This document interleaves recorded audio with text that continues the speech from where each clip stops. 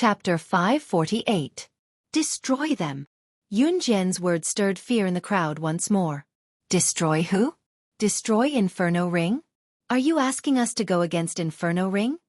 Before Gu Junjian could reply, Ai Guoshuan had already hollered with a slight tremor in his high-pitched voice. Inferno Ring? That's an international assassin organization. Even Interpol can't do anything to them. You want our Province F's military to go against them so that you can reap the benefits? Gu Junjian, keep your men in check. I only have one thing to say. Our Province F's military won't interfere in this. Ai Guoshuan's voice shifted from Yun Jian to Gu Junjian like a bullet, his words blasting out.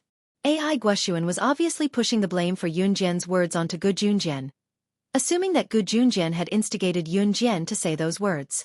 The truth was that this had happened in Province F, and the Province F's military was under Ai Guoshuan's command.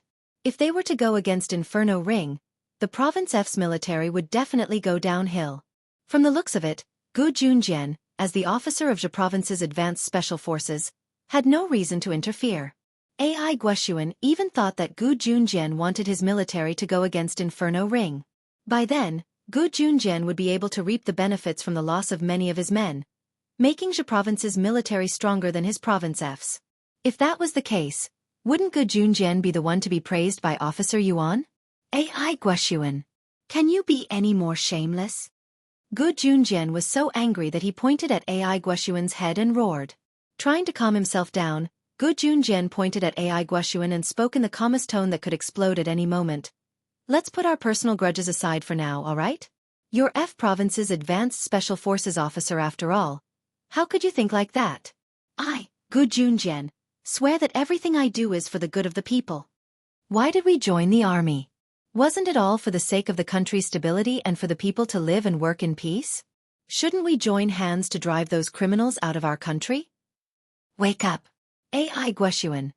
Have you forgotten why we joined the military in the first place? Now, the people we want to protect have been killed. They were only in their teens. A teenager was killed by these criminals just like that, and you still want to run away from it? Are we going to let those lawbreakers bully and humiliate us? Gu Junjian can't do it. Gu Junjian said all this in one breath, and by the end of it, he was already furious. Ai Guoshuan, who was being scolded by Gu Junjian, was deep in thought for 2 seconds. While Ai Guoshuan was deep in thought, Yun Jian was already standing in front of the group. She looked at the group with a slight smirk before looking at Ai Guoshuan. Following closely behind Gu Junjian, she said to Ai Guoshuan, "You can choose to escape, but I can also tell you that the Inferno Ring won't do anything when their men are killed in F Province. The Inferno Ring will be here soon. Of course, you can choose to retreat, but don't blame me for not reminding you that even if you don't destroy them, they'll destroy you." The Inferno Ring was an organization that would seek revenge.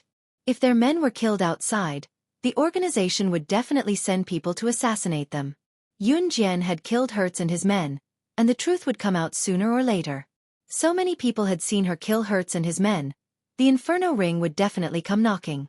By then, even Ai Guoshuan and his men would not be able to escape. What do you want then? After a moment of silence, Ai Guoshuan finally gritted his teeth and put aside his grudge with Gu Junjian to ask Yun Jian. Chapter 549. Eradicate the Inferno Ring completely. Make it a thing of the past. It was in line with Yun Jian's character to be able to spout such arrogant words. Everyone swallowed a mouthful of air. She was arrogant, but was it really possible for them to go against the Inferno Ring with all their forces combined? Was it even possible? It's not that we don't want to eliminate the Inferno Ring, but we can't fight them at all. Officer Bao said with a hint of frustration, picking up on what everyone else wanted to say. Now that they had offended the Inferno Ring, no one could escape. The only thing they could do now was to go head-to-head with the Inferno Ring. However, could they really win if they went head-to-head with the Inferno Ring? The Inferno Ring was an existence that even Interpol was no match for. Even Interpol would have to think twice before making a move against an assassin organization like the Inferno Ring. What more them? Whether it was Officer Bao, Gu Junjian, or Ai Guoshuan combined, they only had this much power. How could they go head-to-head with the Inferno Ring? I'll ask Officer Yuan for backup from the higher-ups. Gu Junjian pressed his lips together. This was the only solution he could think of. AI Guoxuan did not put up a front anymore. He knew how terrifying the Inferno Ring was. To go head-to-head with the Inferno Ring, everyone had to work together. Even so, we're still at a disadvantage. The Inferno Ring's forces are spread all over the world. Officer Bao said, troubled. Officer Bao's position in Province F was not particularly low, so he had the right to speak. Chu Ning and the others from Team Monarch, as well as Yu Luo and the others from Battling Dragons, could only watch. However, Coach Su had nothing to do with these things. What if the Kosha mercenaries are added to the mix? The female voice that came out of nowhere shocked the officers and officers present. What? Officer Bao had yet to recover from his shock when he heard Yun Jian's words. He looked at Yun Jian in disbelief, his voice trembling. Kosha mercenaries? Wasn't that Gu Sha, the #1 mercenary group alongside the #1 assassin organization, and Hun? How could you know the Kosha mercenaries? AI Guoxuan's legs almost gave out from the shock. At this moment, even Yu Luo, who was standing to the side, felt her heart tremble violently. Her intuition told her that Yun Jian was becoming more and more mysterious. If the people present did not know about the Inferno Ring, then perhaps there was a reason. After all, although the Inferno Ring was powerful, it was not a legendary existence. However, the Kosha mercenaries were different. The Kosha mercenaries were on par with the Han organization. Internationally, it was an existence that struck fear into the hearts of major businessmen and politicians. It could be said that if Interpol had any chance of wiping out the Inferno Ring, it would have been impossible. Then it would be impossible to eliminate the Kosha mercenaries or the Han organization. There was no possibility of that happening. You don't believe me? Yun Jian raised her eyebrows and said indifferently. So what if you know the Kosha mercenaries?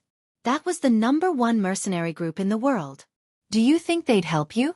Moreover, if we were to go against the Inferno Ring, we wouldn't be able to go against them with just the help of some of the Kosha mercenaries, AI Guoxuan said. Yun Jian frowned slightly, then raised a brow and said, what if we add the Han organization to the mix? She had to wipe out the Inferno Ring this time. Chapter 550. Yun Jian lowered her eyelids, giving silent consent to everyone's doubts. She could not wait any longer. She had to annihilate the Inferno Ring this time. Xiao Zhu had died tragically in the hands of the Inferno Ring in her past life. Wolf, who had killed Xiao Zhu, was a member of the Inferno Ring. This was the truth Yun Jian had found out after a thorough investigation. As long as the Inferno Ring remained unpunished, Yun Jian would not be able to rest in peace. She wanted the Inferno Ring to pay the price. Destroy! Let the Inferno Ring have a taste of slaying God's wrath. Anyone who dared to provoke slaying God would have to suffer her wrath. As for why she wanted to join forces with Gu Junjian and AI Guoxuan's military forces, it was not without reason. Country Z had a large population, and there were many soldiers in both provinces. Their combined strength was rather formidable. Yun Jian knew that her Kosha mercenaries could not send all their men to annihilate the Inferno Ring. After all, the Kosha mercenaries had just annihilated the old men not too long ago. Now that the mercenary group had suffered heavy losses, they needed time to recuperate. If it were not for Gu Junjian and AI Guoxuan's help, Yun Jian would not have taken action to annihilate the Inferno Ring. After all, the Inferno Ring was an assassin organization. The Kosha mercenaries who had suffered heavy losses were far from enough to annihilate them. AI Guoxuan and Gu Yunjian's military forces were not weak. She could rope them in and contact CE to borrow some men from the Han group. Yun Jian was sure that if the Inferno Ring could escape the fate of being annihilated this time, she would pronounce her name Yun Jian upside down. As for AI Guoxuan and Gu Junjian, Yun Jian was not using them. As officers of the Advanced Special Forces, both AI Guoxuan and Gu Junjian yearned for fame. If they could eliminate the Inferno Ring that even Interpol could not, then AI Guoxuan and Gu Yunjian's status would be vastly different. AI Guoxuan and Gu Junjian would not have accepted such an offer if they had no chance of winning back then. Hence, Yun Jian brought up the Kosha mercenaries and Han. Of course, even if Yun Jian wanted to borrow people from Han, she would never want to lend out most of Han's people. Yun Jian knew that as long as she opened her mouth, CE would send all the members of Han over, or even send all the members of Han to wipe out the Inferno Ring. However, Considering the fact that an Hun organization and kosher mercenaries had mobilized some of their men, it was unlikely that other assassin organizations would take advantage of the situation. To be safe, Yun Jian invited Gu Junjian and Ai Guoxuan. Yun Jian, do you really know the people from the kosher mercenaries and in Hun? You have the ability to invite them over? It was not that Gu Junjian did not believe Yun Jian, but the news was too much for him to accept. They were two of the most renowned organizations in the world. Just one of them alone was comparable to a country's combat power. As for Yun Jian, did she really have the ability to invite people from these two organizations over? Gu Junjian knew very well what kind of person Yun Jian was. Her biological parents were just ordinary workers in Xinjiang town. Whether it was Qin Yiru or Qin Yiru's ex-husband, Yun Gang, both of them were ordinary people. As their child, Yun Jian could not possibly be acquainted with two of the most terrifying organizations in the world. Could she? I never make promises that I can't do. Yun Jian looked at Gu Junjian, her eyes sparkling. She did not look like she was lying at all. All right, I believe you, Gu Junjian said firmly. Chapter 551. I trust her. Gu Junjian turned to look at Ai Guoxuan. He spoke resolutely, his tone brimming with the pride of a soldier. The current Gu Junjian made others see him in a new light. This was a brand new soldier's demeanor. Only a soldier could possess such an awe-inspiring aura. Because she's my subordinate. If I can't even trust my subordinate, who else can I trust? Gu Junjian looked at Ai Guoxuan and uttered word by word. Actually, there was a deeper meaning behind Gu Yunjian's words. Back then, before Ai Guoxuan had dragged Gu Yunjian's other brother to take the bullet, he had told Gu Junjian that he did not trust the other brother. That was because the other brother was usually petty. Although the three of them were brothers, Ai Guoxuan was meticulous. His mind was as delicate as a woman's, always noticing things that were out of the ordinary. Their other brother was also petty. For example, he would turn hostile at once if Ai Guoxuan wanted to borrow something from him. Ai Guoxuan was very upset about that. Gu Junjian knew that before Ai Guoxuan dragged his brother to take the bullet, there was already a crack in their friendship. However, Gu Junjian was furious. He was furious that his brother had insisted on dragging him back to save Ai Guoxuan despite his superior's order to retreat, only to be dragged by Ai Guoxuan to take a bullet and die on the spot. His brother had gone back for Ai Guoxuan, but Ai Guoxuan had ungratefully dragged him along to take the bullet. How could Gu Junjian not be enraged? Ever since then, Gu Junjian had not been on Ai Guoxuan's side anymore. Since then, Gu Junjian and Ai Guoxuan had gone from being best buddies to the current stalemate. All of this started when Ai Guoxuan dragged his other good friend to take the bullet for him. To put it bluntly, it was because Ai Guoxuan did not trust his brother. Otherwise, Ai Guoxuan would not have done such a thing if there was no barrier between them. Therefore, when Gu Junjian said that if he didn't trust his own subordinates, who else could he trust? Part of it was meant for Ai Guoxuan. This time, Ai Guoxuan surprisingly did not fight with Gu Junjian. All right, then you can trust me. In any case, the people in my army will not take this risk. Ai Guoxuan, who had been swayed by her words earlier, scoffed coldly and rejected her again. Don't help if you don't want to. Goodbye. Yun Jian glared at Ai Guoxuan coldly. Actually, there was not much difference between having Ai Guoxuan's help or not. The Hun organization and her kosher mercenaries were enough to suppress the Inferno Ring. However, Yun Jian's invitation to Gu Junjian and Ai Guoxuan was well thought out. Ai Guoxuan left in a huff after being angered by Yun Jian. Before he left, Ai Guoxuan called for Yu Luo and the rest to leave together. Before he stepped out of the semicircular door, he turned to look at Yun Jian and spoke to her with his nose up in the air. I'd like to see how you're going to get the kosher mercenaries and Hun to help you. I'll be waiting to see. As he spoke, Ai Guoxuan pointed at his eyes and left with Yu Luo and the rest in a huff. Chapter 552. Just open your eyes wide and watch, Yun Jian said with her eyes lowered, annoyed by Yu Luo's words. Yun Jian Yu Luo thought that Yun Jian would not reply to her, but Yun Jian's first words were merciless mockery. She was enraged by Yun Jian's words. Just as she was about to retort Yun Jian, she saw that Yun Jian had a butterfly knife in her hand. She was toying with it, swinging it up and down.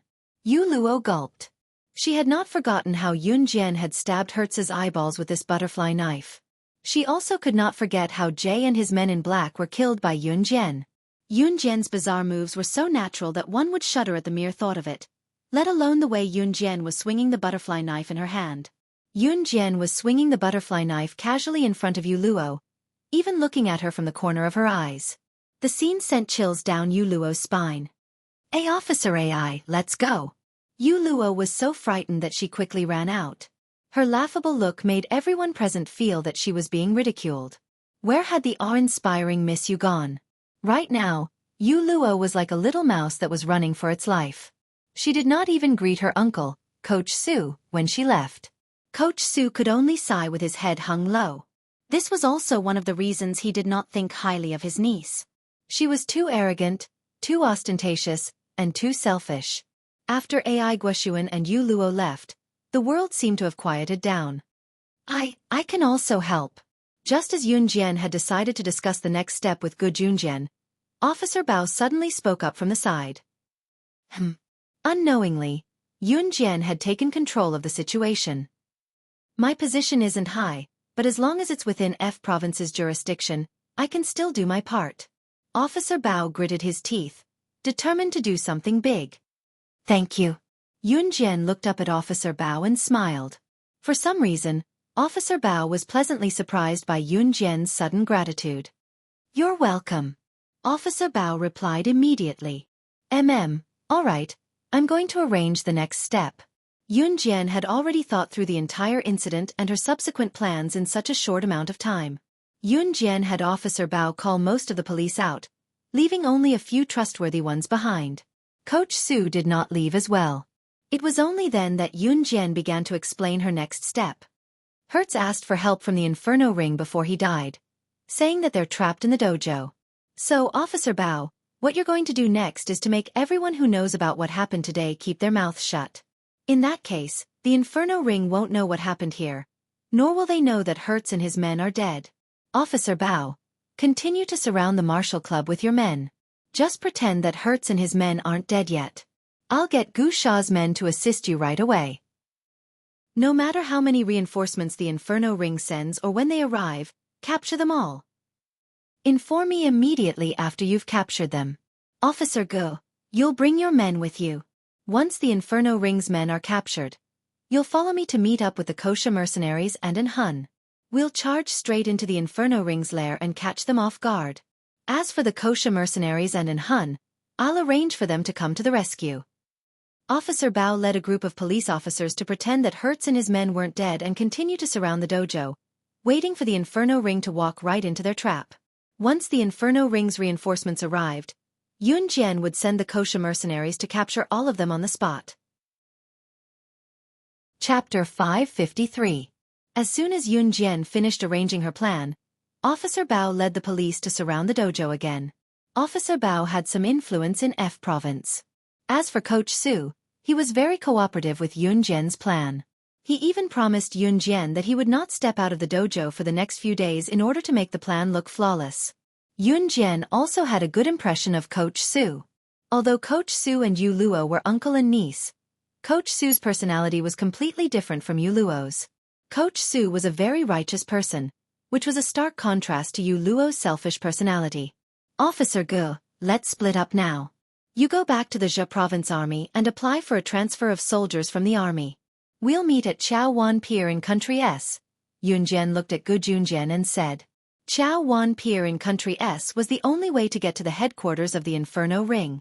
Usually, the headquarters of an assassin or secret agent organization were built on an island in the sea, and the hiding place was very secretive. Yun Jian had the ability to know about this.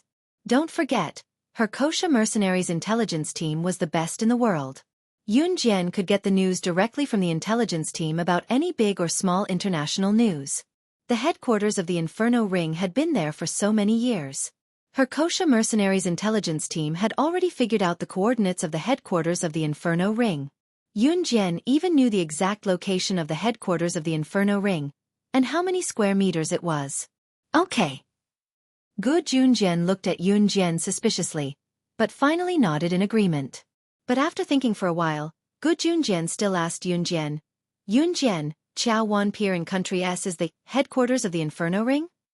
Gu Junjian wanted to say something. Even Officer Bao, who was standing at the side, was equally shocked. The Inferno Ring had existed for so many years, and even the Interpol could not find a trace of it. Not to mention finding the headquarters of the Inferno Ring. Yet, Yun Jian had directly given him the address. Coupled with the fact that Yun Jian had threatened to destroy the Inferno Ring the moment she mentioned it, and the fact that Yun Jian had killed all the members of the Inferno Ring, Gu Junjian was suddenly struck by a terrifying thought. Could it be that Yun Jian had a grudge against the Inferno Ring? Otherwise, why would a little girl like her pay so much attention to the Inferno Ring, which was second only to the Hun organization and the Kosha mercenaries? This shouldn't have happened. Yun Jian did not intend to hide the location of Inferno Ring's headquarters.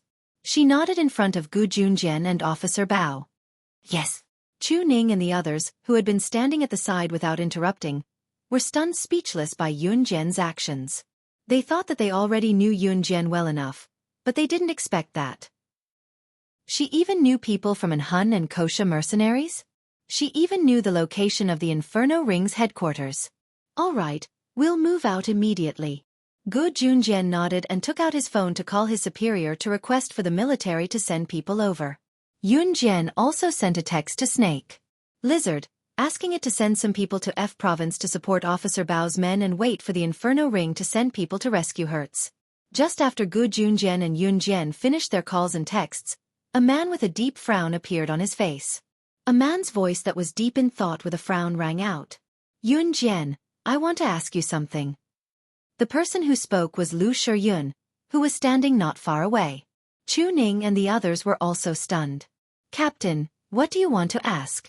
Why are you being so secretive? Haha. Chu Xiongnan chuckled as he teased, but Chu Ning pulled his ear and dragged him to the side. What's the matter? Yun Jian asked, pursing her lips. Your code name is Killer God, and you know people from the Kosha mercenaries.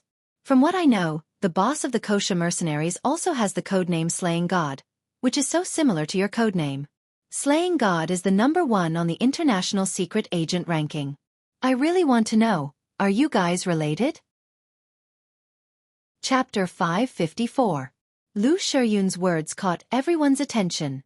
It was Officer Bao and Coach Su's first time hearing that Yun Jian's codename was Slashing God. Gu Junjian and the rest knew about it, but with Lu Shiyun's reminder, they focused their attention. Although Slashing God and Slaying God had different pronunciations, if one thought about it, there was only a slight difference between the two names. Yun Jian was able to convince the Kosha mercenaries and an Hun group to help them eliminate the Inferno Ring. It did not make sense for a junior high school student like her to do so, did it not? Everyone stared at Yun Jian, trying to get an answer from Yun Jian. Under everyone's expectant gaze, Yun Jian raised her brow. She looked energetic, giving people the urge to know everything about her. Yun Jian's performance was too shocking.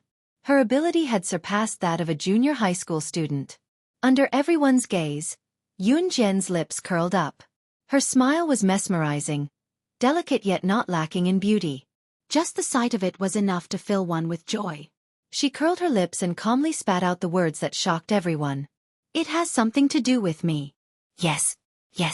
Yun Jian was related to Slaying God, the #1 secret agent in the international ranking. That was the #1 secret agent in the international ranking. Gu Junjian and the rest felt as if there were 10,000 horses galloping in their hearts. A sudden shock and fear spread through their bodies. Who was Slaying God? In Gu Junjian and the rest's eyes, all information about Slaying God could only be described as rumors. Rumor had it that Slaying God appeared and disappeared mysteriously. She started killing at the age of 12 and within 2 years, she went from an unknown female secret agent to a dark horse in the underworld. Rumor had it that she had eliminated the top 10 assassin organizations when she was 13. She had eliminated an entire organization on her own. She was only 13. What would a normal child be doing at the age of 13?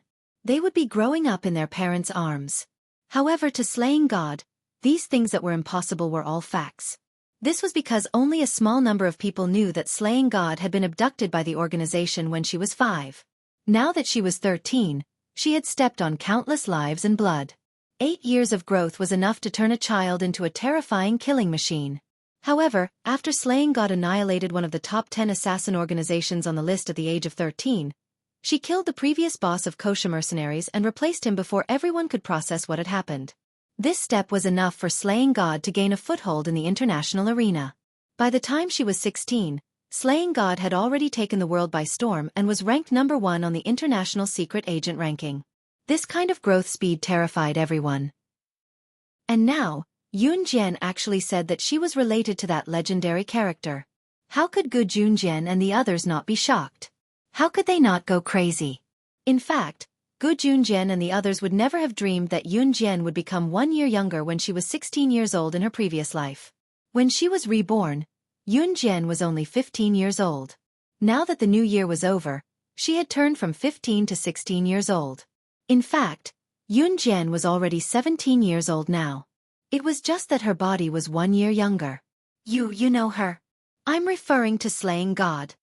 Lu Shiyun gulped as he asked again. There was an unmistakable panic on his face. If Yun Jian really knew slaying God, everyone present would be shocked. After all, not many people in the world had seen slaying God's face. I'm her. However, the girl's clear and loud voice was as pleasant as the sound of nature, pulling everyone's attention back to the present. Chapter 555. Yun Jian was slaying God?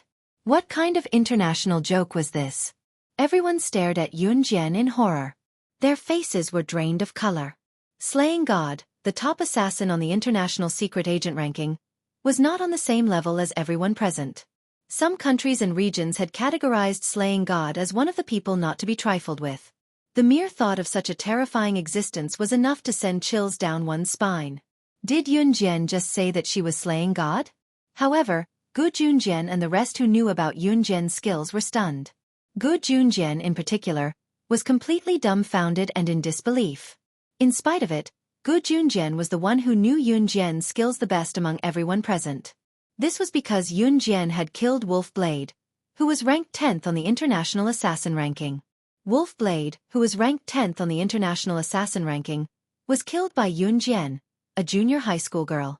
No matter how one looked at it, it was completely unrealistic. However, it was the truth. Back then, Gu Junjian had thought that unless Yun Jian was one of the top 10 assassins on the international secret agent or assassin ranking, how could she kill Wolf Blade alone? She was a top-notch assassin. This. Lu Shiyun panicked when he heard Yun Jian's words. He looked at the smiling girl. Just when Gu Junjian believed her and the rest were doubtful and fearful, the girl's melodious voice was heard again. I was just kidding. When they turned to look again, Yun Jian was already squinting with her arms crossed. She tilted her head and looked at everyone. The glimmer in her eyes made them feel relaxed and happy. Phew, Yun Jian. Isn't this a little too much? I almost believed it. Feng Xiaoren patted his chest. He seemed to be in deep shock. That's right. You really made me break out in a cold sweat. Chu Xiangnan, who had just been dragged away by Chu Ning by the ear, came back again. He stared at Yun Jian for a few seconds and laughed out loud, bringing back some of the tension in the air. Come on, my Yun Jian loves to joke around. Haha. Chu Ning chimed in. However, Yun Jian didn't usually joke around. Yun Jian smiled awkwardly. Her smile was very shy. Cuff. So it was a joke? Lu Shiyun recovered from the tense atmosphere and rubbed his nose. Compared to Chu Xiangnan's group, he was more careful. However, Lu Shiyun didn't think too much about it. Just a joke?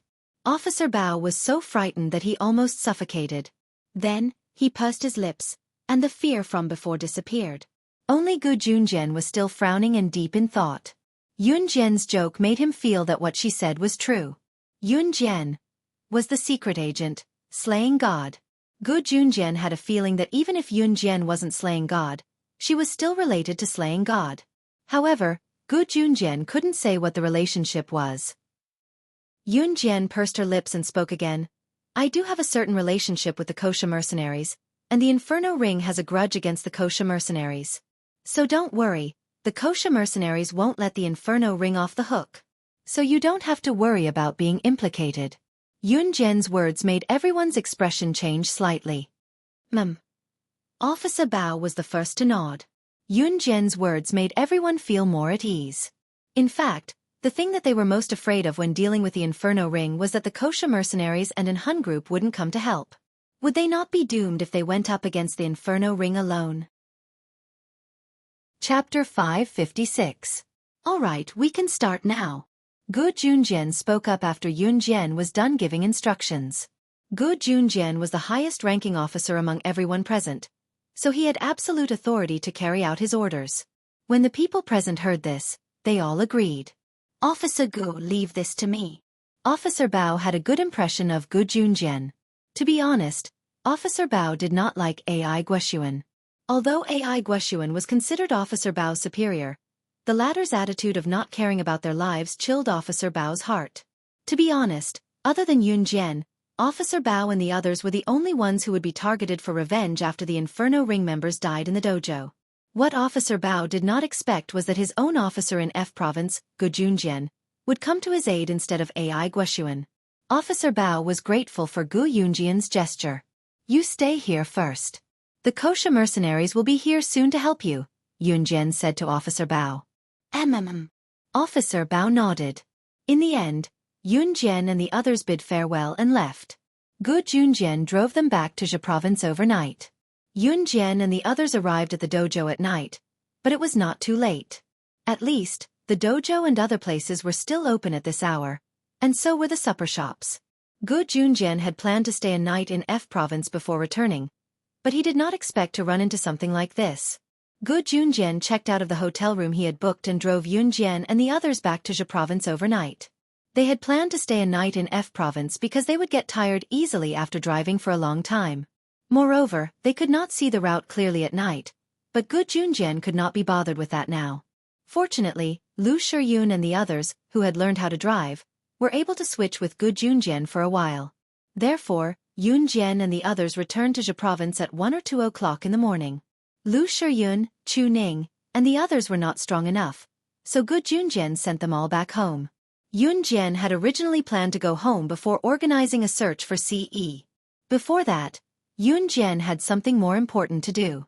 Qin Yiru, Xiao Yunzhu, and Yun Yi were currently in Xinjiang town and had yet to return to Longmen City. Initially, Yun Jian and Yun Yi had agreed to visit Qing Yu's house on the 12th, but she had to postpone it for a few days due to a last-minute plan. As for Qing Yu, Yun Jian did not plan to let her return to the organization with her during the new year. When she parted ways with Gu Junjian, Yun Jian asked him to send her to Lan Su's house. Yun Jian had arranged for Lan Su to stay. Other than going to Lan Su's place before the new year, Yun Jian was not free at all. It was late at night and Yun Jian did not plan to return to Xinjiang town, nor did she want to go back to Dong Ruan's house.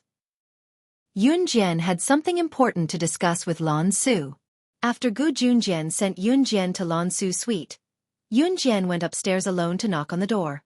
It was 1 or 2 o'clock in the morning. Yun Jian had only knocked twice when Lan Su ran out to open the door.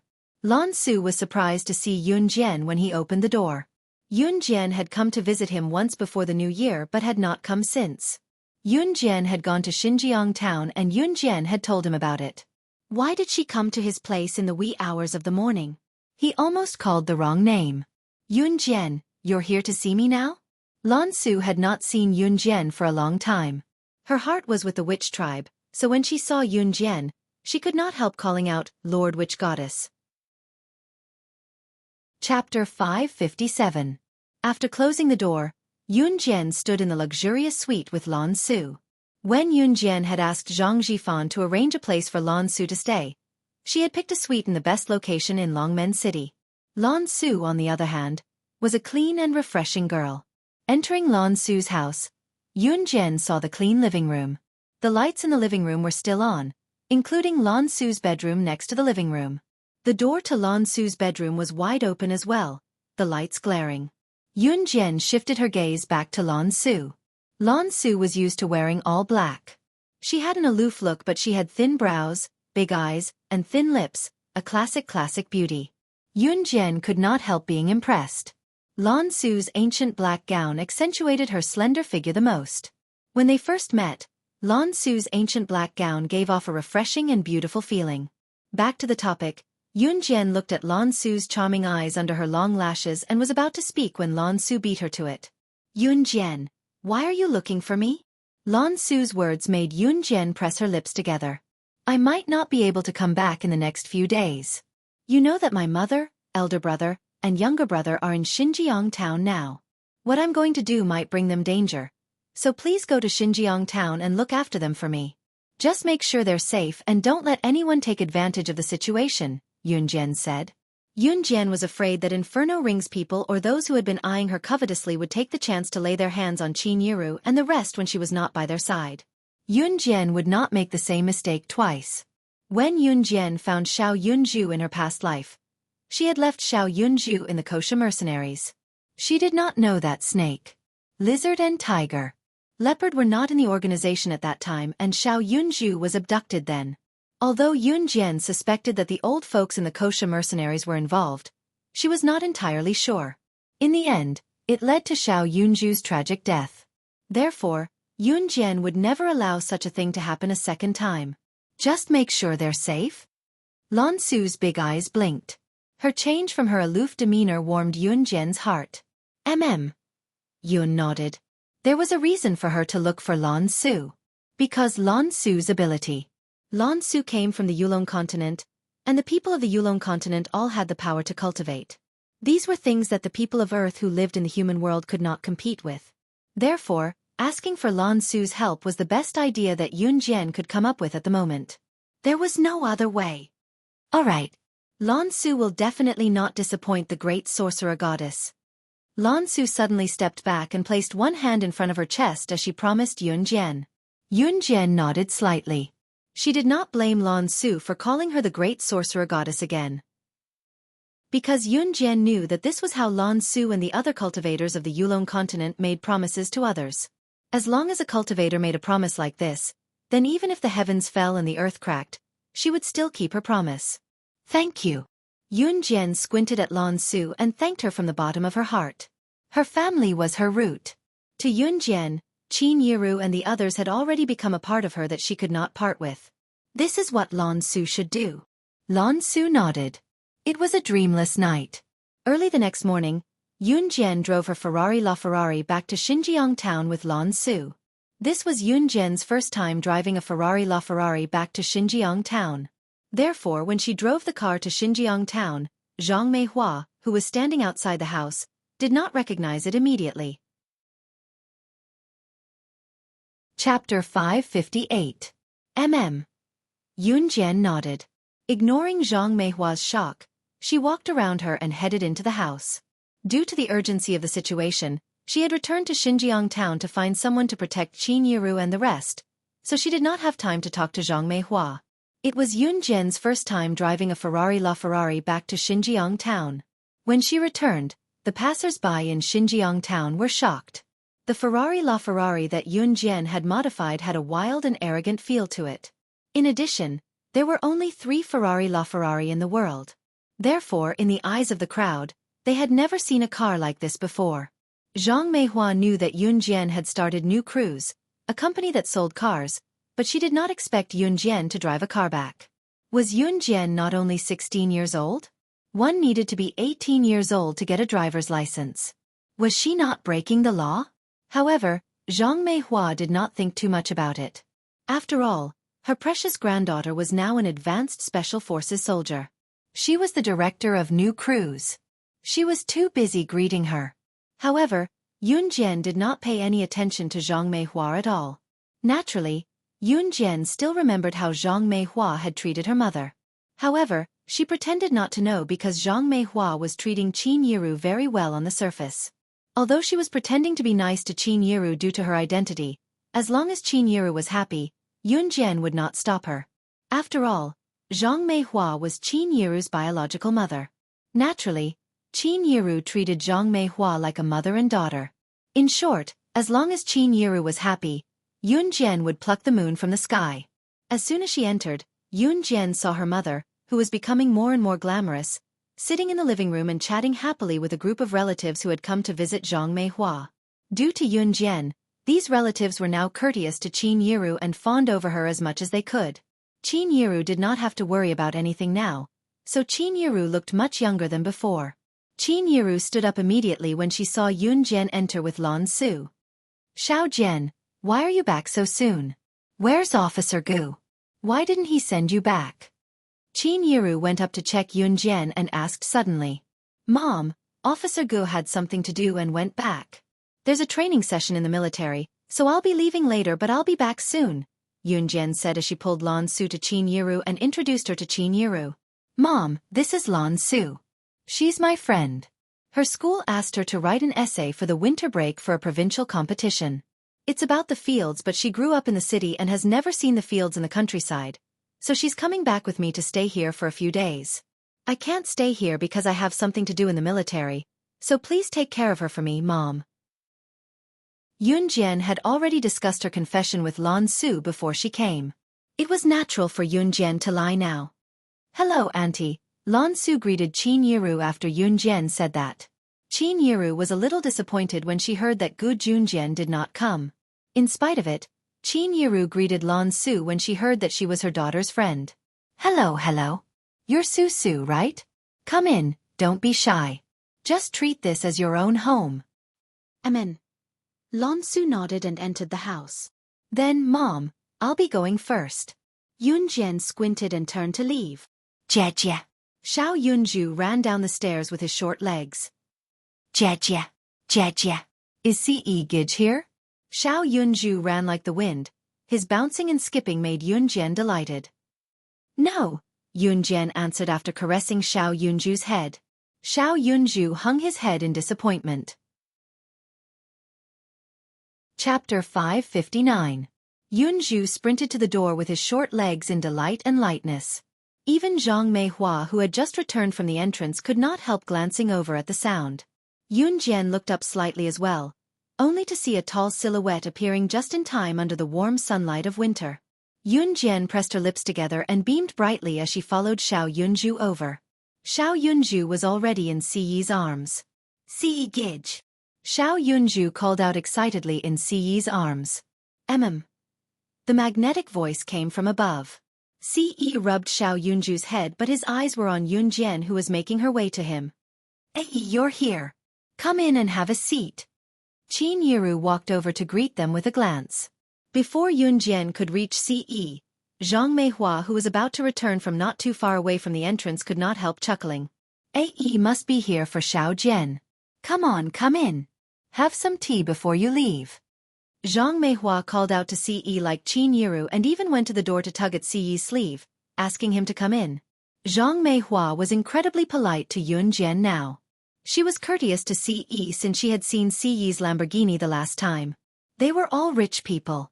As someone who had been through this, Zhang Meihua could tell early on that the young man was most likely interested in Yun Jian.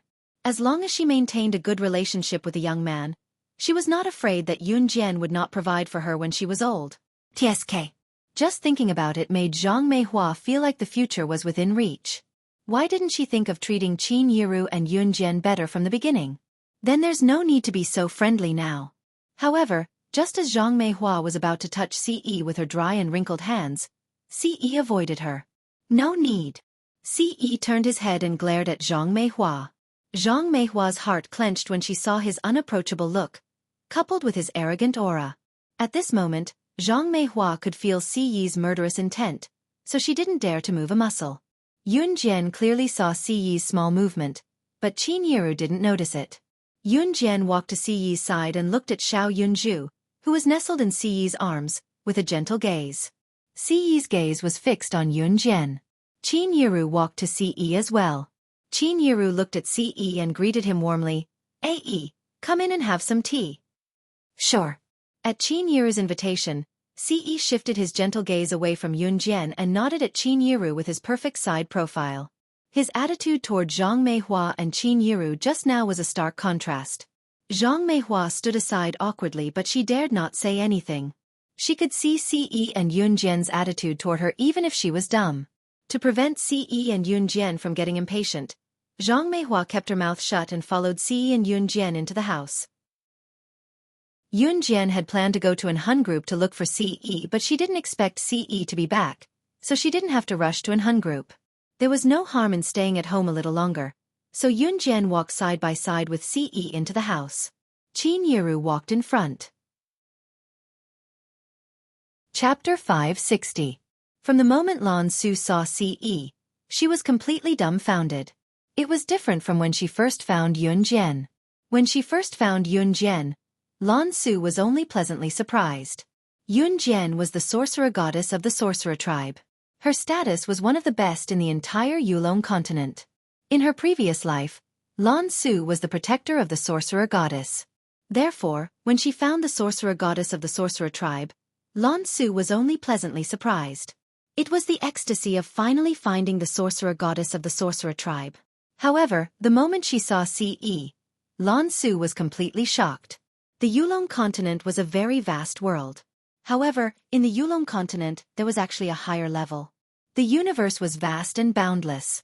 As humans on Earth, they were just as insignificant as dust in the vast universe. The Yulong continent was located in the endless outer space between the universe and Earth. Perhaps one day humans would be able to reach there. However, even if they took a rocket and set off from Earth, they would not be able to reach the Yulong continent even after a few million years. This was the difference. Similarly, although the Yulong continent was a land of immortal cultivation, it was completely impossible for the people of the Yulong continent to come to Earth from there. As for the tunnel in the ancient tomb that led to the Yulong continent, it was actually man-made. That tunnel was actually a teleportation array. A transportation portal could directly transport the people of the Yulong continent or the people of Earth to the other continent through the tunnel. Lan Su also came to Earth through that tunnel. As for the Lord God, the reason why Lan Su was so terrified when she saw Ce was because that tunnel was rumored to be a formation set up by the Lord God. He directly tore the space apart and set up a transportation portal on Earth and the Yulong continent at the same time. Lan Su was sure that even the sorcerer goddess of the sorcerer tribe would not be able to do such a thing when she was at her peak. Not to mention a possibility, she did not even have to think about it. As for the Sur God's appearance, Lan Su had only seen the Sur God's appearance once when he followed the sorcerer god to the Yulong mainland. The phrase, shocking the heavens, was referring to that time. Lan Su naturally remembered what he looked like. As for the Lord God, Lan Su's information was limited. He had only heard that the Lord God had come to the Yulong continent from the deity continent, which was far above the Yulong continent. But today, Lan Su actually saw the Lord Divine Lord who was revered by all living beings here. How could she not be alarmed? How could he not be respectful? Ce looked exactly the same as Sir God. Lord Divine Lord? Qin Yiru walked to the front. She was the first to see Lan Su's terrified face. She immediately asked suspiciously. Yun Jian's eyes flashed at the same time. She had heard Lan Su talk about the Lord Divine Lord before, but she did not know much about it.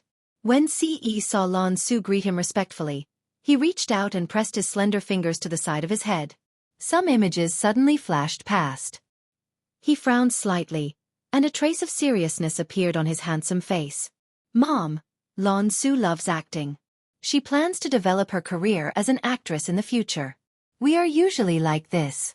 Cooperate with her more and improve her acting skills, Yun Jian explained as she pursed her red lips. In 1998, the entertainment industry in Country Z had already begun to develop. Those who did not have a television at home more or less knew what it was like to be an actor. Chapter 561. Still want to act? She wants to be an actress. The path of being an actress isn't easy. She's an actress. She'll be laughed at if she wants to be an actress. Yun Jian had just finished speaking when Zhang Meihua walked over to Lan Su and nagged at Lan Su. In the eyes of the older generation, being an actress meant being in the limelight, just like the actors in ancient times. In the beginning of the entertainment industry, actors were disdained by the masses. In 1999, things had started to improve, but in the eyes of the older generation like Zhang Meihua, actors were just entertainers, and entertainers were just people who sold their faces. No one would have thought that in the years to come, actors would become household names. Zhang Meihua looked down on actors and acted as if she was doing Lan Su a favor. In front of Yun Jian and Ce, she persuaded Lan Su not to become an actress. In reality, Yun Jian had only said those words to cover up Lan Su's loss of composure. She hadn't expected Zhang Meihua to believe her words and even use the tone of an experienced person to persuade Lan Su. Of course, Yun Jian knew that Zhang Meihua had said those words to gain her favor. Even if Lan Su's ambition was to become an actress, Yun Jian didn't like how Zhang Meihua belittled actors and tried to gain her favor. No one had the right to belittle any industry. Who knew if actors were doing well now, but what if they could get better in the future? When TV drama actors first started to develop, they were disdained by everyone. Mom, stop talking. Even Qin Yiru couldn't stand Zhang Meihua's words. She walked over to Zhang Meihua and tugged at the corner of her clothes. Even if the industry wasn't doing well in the beginning, since it was Lan Su's own path, Qin Yiru thought it wouldn't be bad. However, Zhang Meihua seemed determined to persuade Lan Su. She pushed Qin Yiru away and continued to speak to Lan Su. Young lady, I'm just being kind. You're a beautiful young lady. Why do you want to be an actress? Hurry up and focus on your studies. Getting into university is the most important thing. These words made Lan Su even more embarrassed. She was at her wits' end when it came to people like Zhang Meihua. Yun Jian was just looking for an excuse. She didn't expect Zhang Meihua to hold on to this matter and not let it go. Actually, Zhang Meihua thought that she was knowledgeable. Her main goal in persuading Lan Su was to make Yun Jian feel that she was a kind person and that she would help her persuade Lan Su to repent. Lan Su looked at Yun Jian awkwardly. Yun Jian pursed her lips. Zhang Meihua was still rambling on when Yun Jian turned to look at Qin Yiru and said, Mom, let's go upstairs. With that, Yun Jian called Lan Su, Ce, and Xiao Yunju to follow her upstairs. Hey. Zhang Meihua waved her hand downstairs but was blatantly ignored. She was furious, but she didn't dare to say anything. She could only walk away with her but swaying. At this moment, Yun Jian had already brought them upstairs to the small room that Yun Jian was staying in. Lan Su, what exactly happened just now? Yun Jian turned to look at Lan Su and continued to ask. Lan Su looked up at Ce in fear. She then said calmly, Yun Jian, why does he look so similar to Sir Immortal Lord? Or is he Sir Immortal Lord? Chapter 562. After Lan Su finished talking about the Lord Divine Lord, Yun Jian raised her eyebrows slightly, but she didn't make a sound. Ce remained silent the entire time. Xiao Yunju was still holding a large pile of building blocks in his hands and was happily setting them up. Xiao Yunju didn't even know what was going on. Lord Divine Lord. Yun Jian raised her eyebrows, but she didn't have any recollection of it. Lan Su said that she was the sorcerer goddess of the sorcerer tribe. Even if this was true, Yun Jian didn't remember this. And now, Lan Su said that Ce looked like the Lord Divine Lord. Moreover, Lan Su had followed her to the Lord Divine Lord's sacrificial ceremony in the Yulong mainland. Yun Jian didn't have any recollection of it at all. If Lan Su didn't mention it, she wouldn't even know that she was from the Yulong mainland. That was a few thousand years ago, but Lord Sorcerer Goddess, please believe me. Everything Lan Su said is true. Although I only saw the Lord Divine Lord's handsome face from afar, it's still fresh in my memory. Lan Su raised 3 fingers and swore to the heavens. Lan Su didn't mean anything else. She just wanted to confess that what she said was true. I believe you. Yun Jian stood up from the bed and looked at Lan Su with a determined gaze. Then, Yun Jian frowned slightly and turned to look at Ce. When Ce met Yun Jian's beautiful and probing gaze, his heart tightened. He even had the urge to bind Yun Jian under his wings. Do you want to know? His pleasant voice was like the summer fireworks. It was fleeting, but it still had a lingering magnetism. Seeing Ce turn to look at her, Yun Jian's heart skipped a beat. Then, she immediately regained her senses. Actually, Yun Jian wanted to ask Ce. This should be a coincidence, right? Based on what Lan Su had said, the Lord God, who looked like Ce, must be from the deity continent, a continent that was many times more mysterious than the Yulong continent. More importantly, that Lord Divine Emperor was the most powerful person in the deity's continent. Yun Jian naturally wanted to ask, but she didn't know where to start. She gradually lowered her eyes. I am. However, at this moment, Ce's deep voice suddenly rang out. Hearing this, even Lan Su, who was standing to the side, stared at him with her eyes wide open in shock. He said he was. He was Lord Divine Lord. You. Yun Jian was also stunned. However, what shocked Yun Jian the most wasn't Ce's appearance on Earth. Rather, why did he tell me this? From what Lan Su had said, Yunjian could tell that the Lord Divine Emperor of the Yulong continent had a very high status. Since Ce had never mentioned this, it was obvious that this was a secret that couldn't be told. However, he had actually told her. "Why are you telling me this?" Yunjian asked. Her pink lips looked very appetizing. "I won't hide anything from you. It was just a promise." Ce's handsome lips curved slightly as he spoke. However, this sentence made Yunjian's heart beat faster. As soon as he finished speaking, Ce stretched out his slender arm. In the next second, he scooped Yunjian up and pulled her towards him. Then, he turned around and pressed Yunjian into a corner in front of Lan Su. Lan Su was so shocked by Ce's actions that she quickly covered her eyes. However, she was very curious and secretly peeked through the gaps between her fingers. When did her sorcerer goddess and Lord Divine Lord? Cough cough. Chapter 563. Xiao Yunju's innocent words made everyone present feel extremely awkward. Yunjian's earlobes were even redder than before. She pushed Ce away shyly and even pinched Ce's arm lightly. Ce immediately let go of Yunjian's push.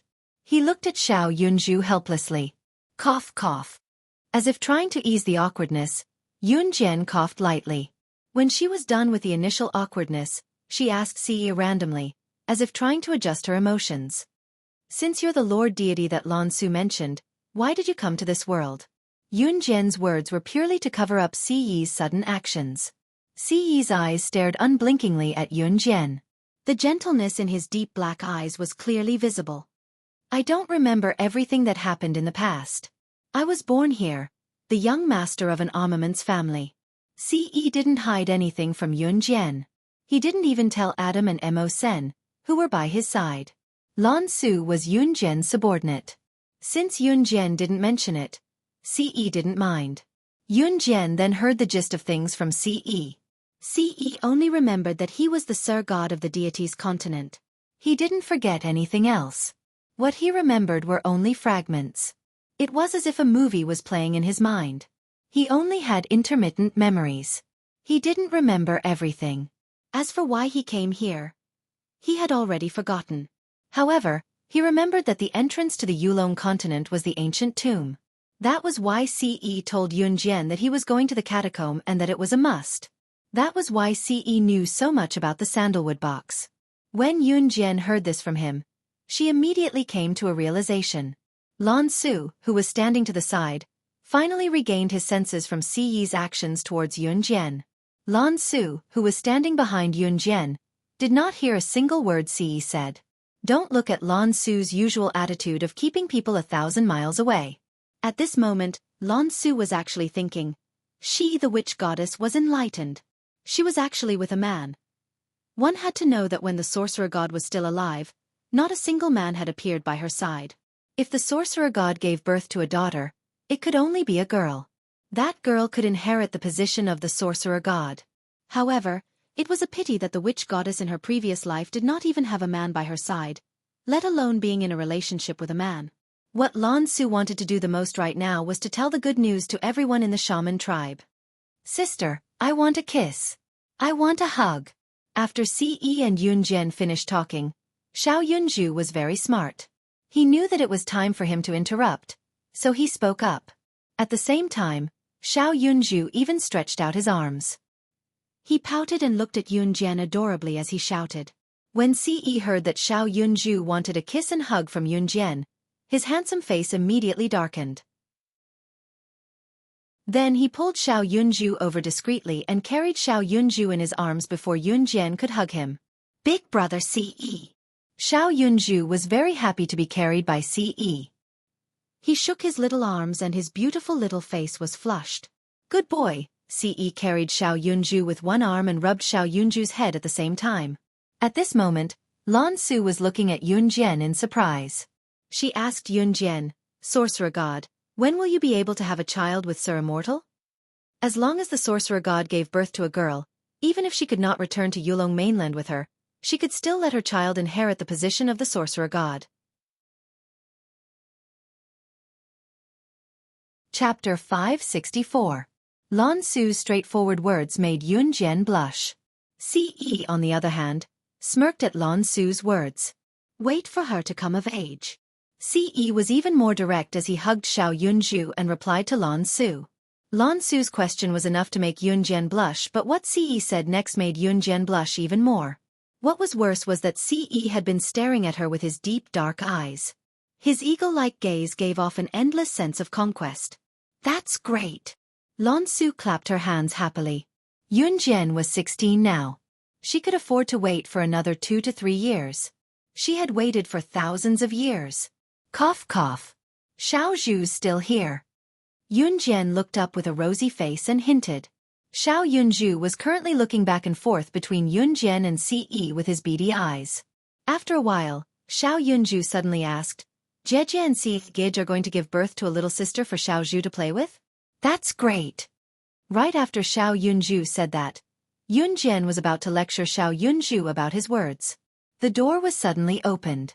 Qin Yiru was standing at the door with 4 steaming cups of tea. Yunjian was speechless. Did her mother hear that? Qin Yiru walked in suspiciously and placed a few steaming teacups on a small tea table under everyone's watchful eyes. Susu, Xiao Zhu, Ae, Xiao Jian. These are freshly brewed tea leaves. Drink them while they're hot.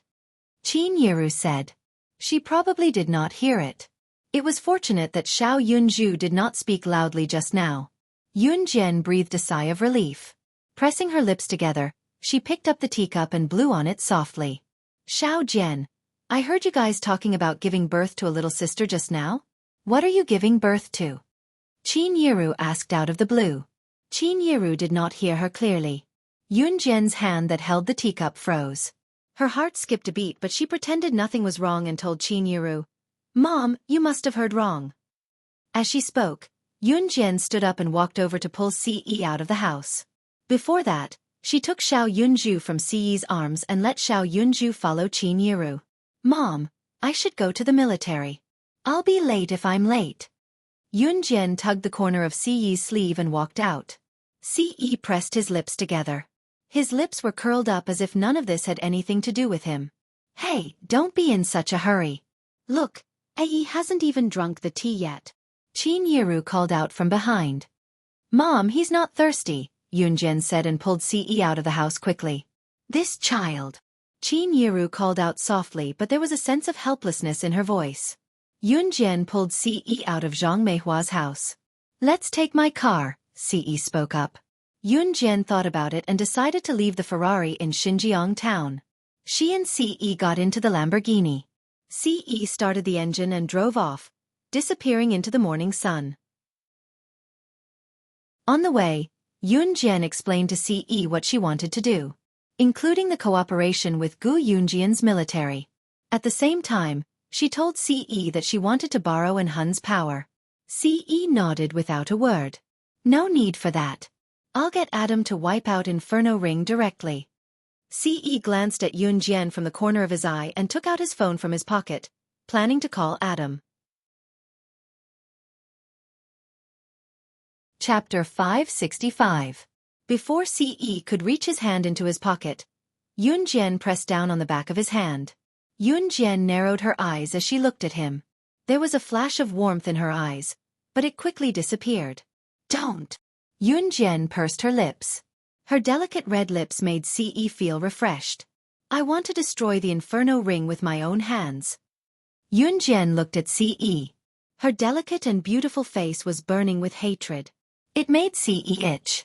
The woman he loved was right in front of him. He suddenly felt his whole body heat up. He suddenly regretted saying that he would wait for her to become an adult. She was so beautiful in front of him, but he couldn't do anything to her. Ce really wanted to slap himself and take back his words. Okay. When Ce snapped out of his daze, he had already parked the Lamborghini in a small forest on the way to the military training camp. After saying that, Ce turned to look at Yunjian. He turned his body slightly and his tall body pressed down on Yunjian, who was sitting in the front passenger seat. Ce suddenly reached out to stroke Yunjian's silky hair.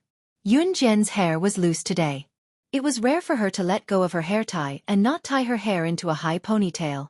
At this moment, her loose hair was close to her ears and fell softly. Under the warm morning sun, Yunjian's beautiful face was as delicate as a newborn baby's. It's just a mere inferno ring. Since you want to play with it, I'll give it to you. Siyi's handsome face leaned closer to Yunjian. Although Yunjian was in the prime of her youth, she was no longer a girl who would be shy when she heard sweet words from a man. Besides, what Siyi said wasn't anything mushy or sweet. However, at this moment, Yunjian's cheeks were flushed red. She pursed her lips slightly, and a touch of bitterness spread throughout her body. If international businessmen, politicians, or some of the underworld leaders were to hear Siyi's words, they would probably be so scared that their faces would change color instantly. What do you mean by a mere inferno ring?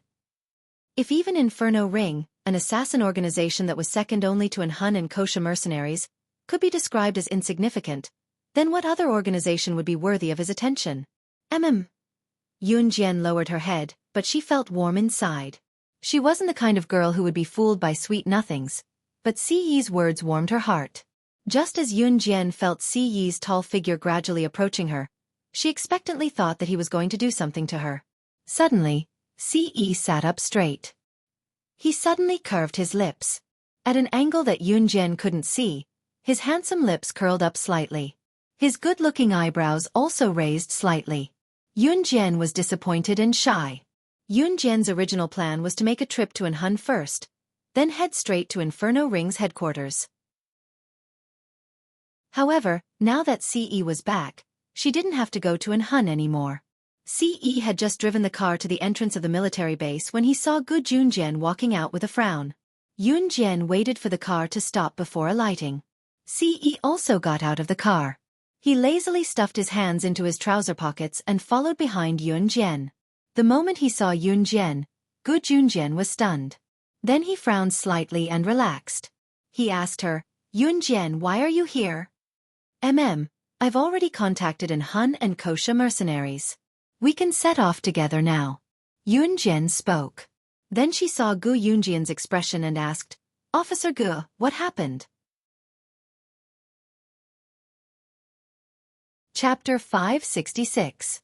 To the officers in the military, international assassin and secret agent organizations were untrustworthy. The words that came out of their mouths were not convincing at all. Moreover, Gu Junjian was the only one who applied to the higher-ups. Of course, the higher-ups would not agree to it. Negotiate. Yunjian raised her eyebrows and pursed her beautiful red lips. Yes, the main reason why the higher-ups didn't agree to my application is because they don't trust you. Yunjian, you have to understand. After all, you're just an advanced special forces soldier. You're considered a newbie. The higher-ups have to consider the big picture. If they can't provide absolute proof that Han organization and Kosha mercenaries can abide by the agreement and cooperate with us and won't bite us, then the higher-ups will have to consider the bigger picture. It's hard to convince the higher-ups with just your words alone. Gu Junjian nodded and explained. However, this was also the truth. After all, the higher-ups had to consider the big picture. Without absolute proof that the people in the military could cooperate with Han organization and Kosha mercenaries, they naturally wouldn't agree to such a dangerous thing. After all, Yunjian was just a newbie. Her words were not convincing. Between a newbie and the big picture, the higher-ups naturally chose the latter. An Han organization and Kosha mercenaries can just come forward? Yunjian raised her eyebrows and asked again. It's best if it's the higher-ups, Gu Junjian said again. If the higher-ups of an Han organization and Kosha mercenaries came forward to ask for instructions from Gu Yunjian's higher-ups, then the result would be completely different. After all, Yunjian was just a little girl. She herself was still a child.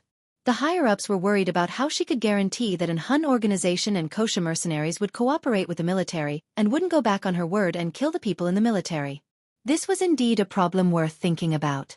At this moment, if there was someone in the know who coincidentally heard Gu Yunjian's words, they would probably laugh out loud on the spot. The two leaders of an Han and Kosha mercenaries were standing in front of Gu Junjian. If they didn't rebel, who in the organization would have the guts to go back on their word and bite the military? Yunjian frowned slightly. For the time being, she did not want to expose her identity in front of Gu Junjian. Furthermore, Siyi had said that he could help her destroy the Inferno Ring directly. Yunjian really didn't want Siyi to help her with this matter. She could accept Siyi and Gu Yunjian's help. After all, The kosher mercenaries had yet to recover from the extermination of those old fogies. However, Yunjian did not want Ce to exterminate the Inferno Ring for her. The Inferno Ring owed Xiao Yunju. She, Yunjian, wanted to replace Xiao Yunju and take back the Inferno Ring bit by bit. How could she let those people from the Inferno Ring leave this world so easily? This was letting them off too easily. However, at this moment, she did not expect that Gu Yunjian's men would not be able to help her. Yunjian knew that the Inferno Ring was not weak. Hence, even after borrowing the manpower from An Hun and her own kosher mercenaries, she still felt that it was a little insufficient. However, she did not want Ce to lend her more manpower. After all, An Hun also needed turnover. She knew that Ce doted on her, but she did not want to become a woman who relied on men to grow up. However, she knew that there was someone behind her. He would always be standing behind her. Hence, Yunjian dared to exterminate the Inferno Ring so boldly, under the circumstances that her own kosher mercenaries had yet to recover. Let me settle this matter. At this moment, Ce's mellow voice sounded. His tone was as if this matter was as easy as sesame seed dust to him. Chapter 567. Yunjian did not want to expose her identity, and none of the kosher mercenaries were with her. Qingyu had gone home for the new year while Snake, Lizard and Tiger, Leopard were in the organization. It would take some time for Snake, Lizard and Tiger, Leopard to come over. Yunjian could not afford to wait. Her original plan was to have Officer Bao's men and Snake, Lizard's men to guard F Province and wait for the Inferno Ring to walk right into their trap. She would go straight to the Inferno Ring's headquarters and catch them off guard. Considering that Bai He and the rest held a high position in Inferno Ring, the organization would naturally pay attention to them. However, Gu Junjian said that the higher-ups did not allow the military to help. Unless the higher-ups from An Hun Group and kosher mercenaries came forward, Yunjian would not be able to provide the manpower. Ce said that he could do it. This made the astute Gu Junjian frown again. It was shocking enough that Yunjian knew the people from An Hun Group and kosher mercenaries. Now, Ce said that he could solve this problem? Young man, you're skilled, but can you really get the higher-ups from An Hun Group and kosher mercenaries to come here? Gu Junjian doubted this point. It was not that Gu Junjian looked down on Ce, but what he said was truly shocking. Gu Junjian only found out after sparring with Ce that he, an old man who had been in the military for more than 10 years, could not even last one move against him. This matter put Gu Junjian in a difficult position for quite a while. Gu Junjian observed carefully and saw the slight frown on Yunjian's face when she heard that he wanted to get the higher-ups from An Hun Group or kosher mercenaries to come for a discussion. He thought that Yunjian could not get them. It wasn't that Gu Junjian doubted Yunjian or Ce, but the fact that Yunjian knew someone from the An Hun organization and the kosher mercenaries was already shocking enough.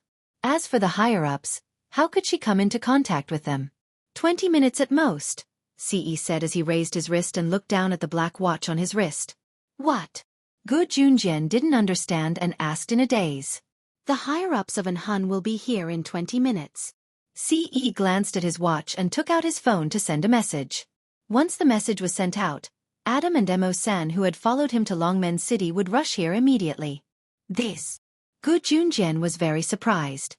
You can take us to the leader's office first. We can talk face to face. Ce turned his handsome face to Gu Junjian. Gu Junjian glanced at Yunjian and finally nodded. Okay, come with me. The leader's office. As the largest military training camp in Jia Province, this was no doubt where all the higher-ups of the military were stationed. Gu Junjian held a high position, but his jurisdiction was different from these leaders. These leaders were one rank higher than Gu Junjian and could be considered as the highest executive officers in Jia Province. Gu Junjian was just one step away from being promoted. However, Gu Yunjian's jurisdiction was different from theirs. It was difficult for Gu Junjian to be promoted. The leaders were still discussing Gu Yunjian's request to mobilize the military to work with An Hun organization and the kosher mercenaries to annihilate Inferno Ring. That Gu Junjian must be possessed this time. He's been a military officer for so many years after all. How could he listen to a newbie this time? One of the leaders said angrily. I've heard of the newbie as well. She's called Yunjian, right? I heard that she's been on 2 missions. She must be a confident young lady. She must have no idea how dangerous the world is and how she could be deceived by assassin organizations like an Hun organization and the Kosha mercenaries. Another leader sighed. What makes you think that I've been deceived? The door to the office opened as Yun Jian and CE followed Gu Junjian side by side. Yun Jian spouted arrogant words as soon as she entered. Even Gu Junjian did not dare to say such words that sounded disrespectful to his superior. Chapter 568. To be honest, Yun Jian was his subordinate. Gu Yunjian's heart skipped a beat when he heard Yun Jian's reply after she entered the room. After all, even Gu Junjian himself did not dare to say such words. The few officers present were shocked when they heard Yun Jian's arrogant words. You're Yun Jian. The officers were not stupid and one of them immediately asked. Yes. Yun Jian replied generously. Then, she crossed her arms in front of her chest and displayed her kingly aura. You said you weren't deceived? Young lady, you're young and I've read your information. You're Yun Jian and you're just a child from an ordinary family. Let me ask you, how can you guarantee that powerful organizations like an Hun organization and Kosha mercenaries will cooperate with our military and not bite us in the end? A tall and burly officer with a square face asked Yun Jian. This officer's surname was Lin and he had a lot of influence in the military. The reason why Officer Lin spoke up was purely because he did not dare to take the risk. Who in the room did not want to destroy the Inferno Ring? The group of officers present were all executive officers of Xia Province. In Xia Province they were at the top of the hierarchy. However, in Country Z they were only one of the officers. The previous officer, Officer Yuan, was the officer of F Province and had the same status as Officer Lin and the others. However, if they could destroy the Inferno Ring, they would become famous internationally. Because with the power of an Hun organization and Kosha mercenaries, they would not use such despicable means to destroy you. Yun Jian's following words hit the nail on the head. An Hun organization and Kosha mercenaries, no matter which organization it was, were both world-class organizations. Both of these organizations possessed an existence that was comparable to the military power of a country. With such status, what reason would they have to use such underhanded means to destroy the military of Xia Province? Officer Lin fell silent after hearing Yun Jian's words. CE didn't say a word. He only looked at Yun Jian with a gentle gaze. No matter what Yun Jian said or did, he would do it even if she wanted him to suck the water dry in the sea or pluck all the planets and moons from the sky. If the higher-ups of an Hun organization or Kosha mercenaries come forward to negotiate with us, we will agree to it, Officer Lin said after thinking for a while. That's what you said. At the door, two tall figures walked in again. They were Adam and Mo Senator Translator. WQL Editor. Alim CE had just called Adam and Mo Senator since the call had been connected. Adam and Mo Sen had figured out what was going on from the loud voices. After Adam entered, he said arrogantly to Officer Lin and the others, I'm Adam, the leader of the Hun organization. He's Mo Senior. CE's subordinates had always been direct and decisive. Their personalities were similar to CE's. And Hun organization's leaders, Adam and Mo Sen? At this moment, Officer Lin, who was sitting in his seat, suddenly shouted in shock. All the officers in the room stood up in shock. They originally only wanted Yun Jian to call the higher-ups of an Hun organization or Kosha mercenaries over. There were 20 to 30 people in the higher-ups of an Hun organization and Kosha mercenaries. However, Adam and Mo San were the top figures of an Hun organization. There were 4 people in charge of an Hun, while Adam and Mosen were the ones who followed the most mysterious leader of an Hun. These 2 people could undoubtedly hold half of the decision-making power of an Hun organization. However, this wasn't what shocked Officer Lin. It was that Adam and Mo Sen would only follow the leader of an Hun organization and listen to his orders. This wasn't a secret in the underworld. There were even rumors that meeting Adam and Mo Sen was the same as meeting the most mysterious leader of an Hun organization. Officer Lin and the others looked at CE in shock. At this moment, he was the only person who fit the role of the leader of an Hun organization.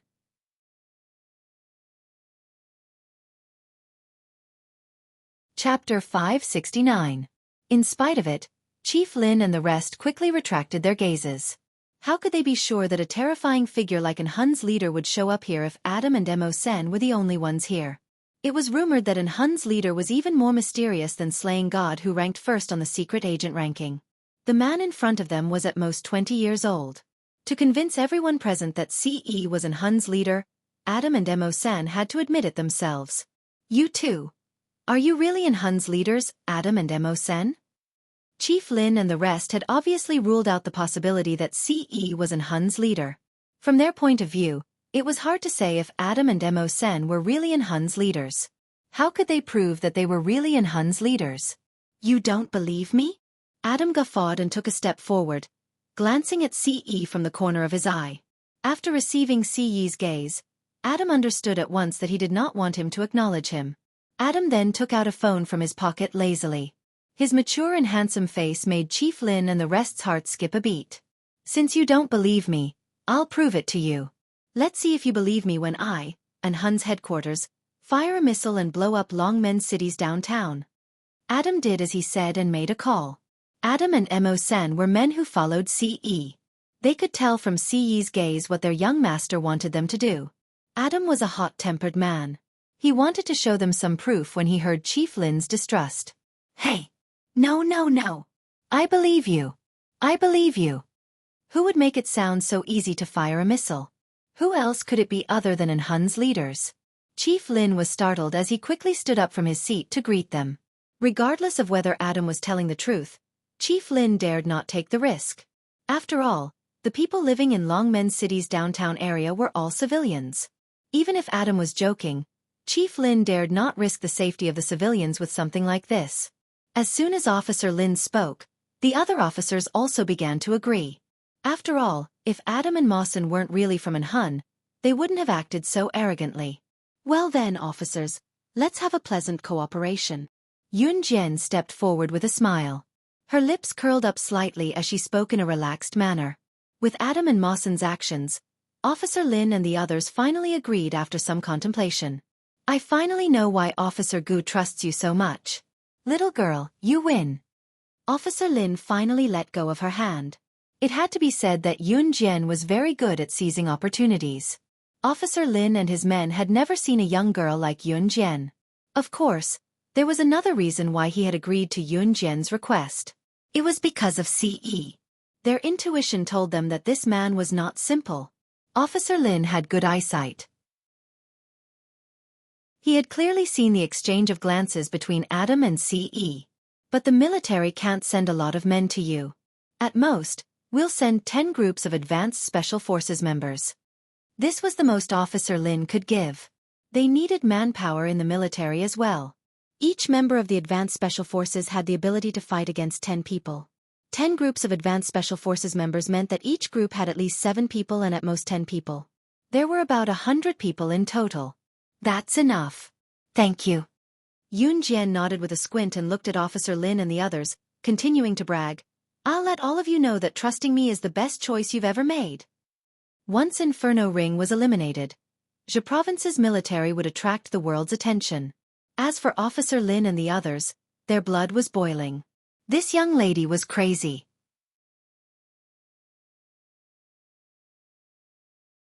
Chapter 570. Yun Jian's frivolous words sent a jolt through the commanding officers present. Of course, none of the officers present would be participating in this mission. However, since they had allowed Gu Junjian to send 10 teams of advanced special forces to assist her, this lineup was more than enough for Yun Jian. After all, her kosher mercenaries and an Hun organization were the ones who would be fighting the main battle. Although the military personnel were useful, these 100 or so advanced special forces members were comparable to 1,000 ordinary people. In addition, they would be able to tie down some people in the fight against Inferno Ring. This way, her kosher mercenaries would definitely win. Yun Jian's lips curved slightly. After half a year of baptism, her coquettish face had become even more feminine. When she had just been reborn, this body was still skinny. After almost half a year, Yun Jian's body was now curvy and well-shaped. Especially when she breathed slightly, those proud breasts would contract under the thick clothes. This scene almost caused CE to have a nosebleed. This was the first time in his life that he almost had a nosebleed when he saw a woman. If he really had a nosebleed, Adam and Emo-sen might have used it as a joke.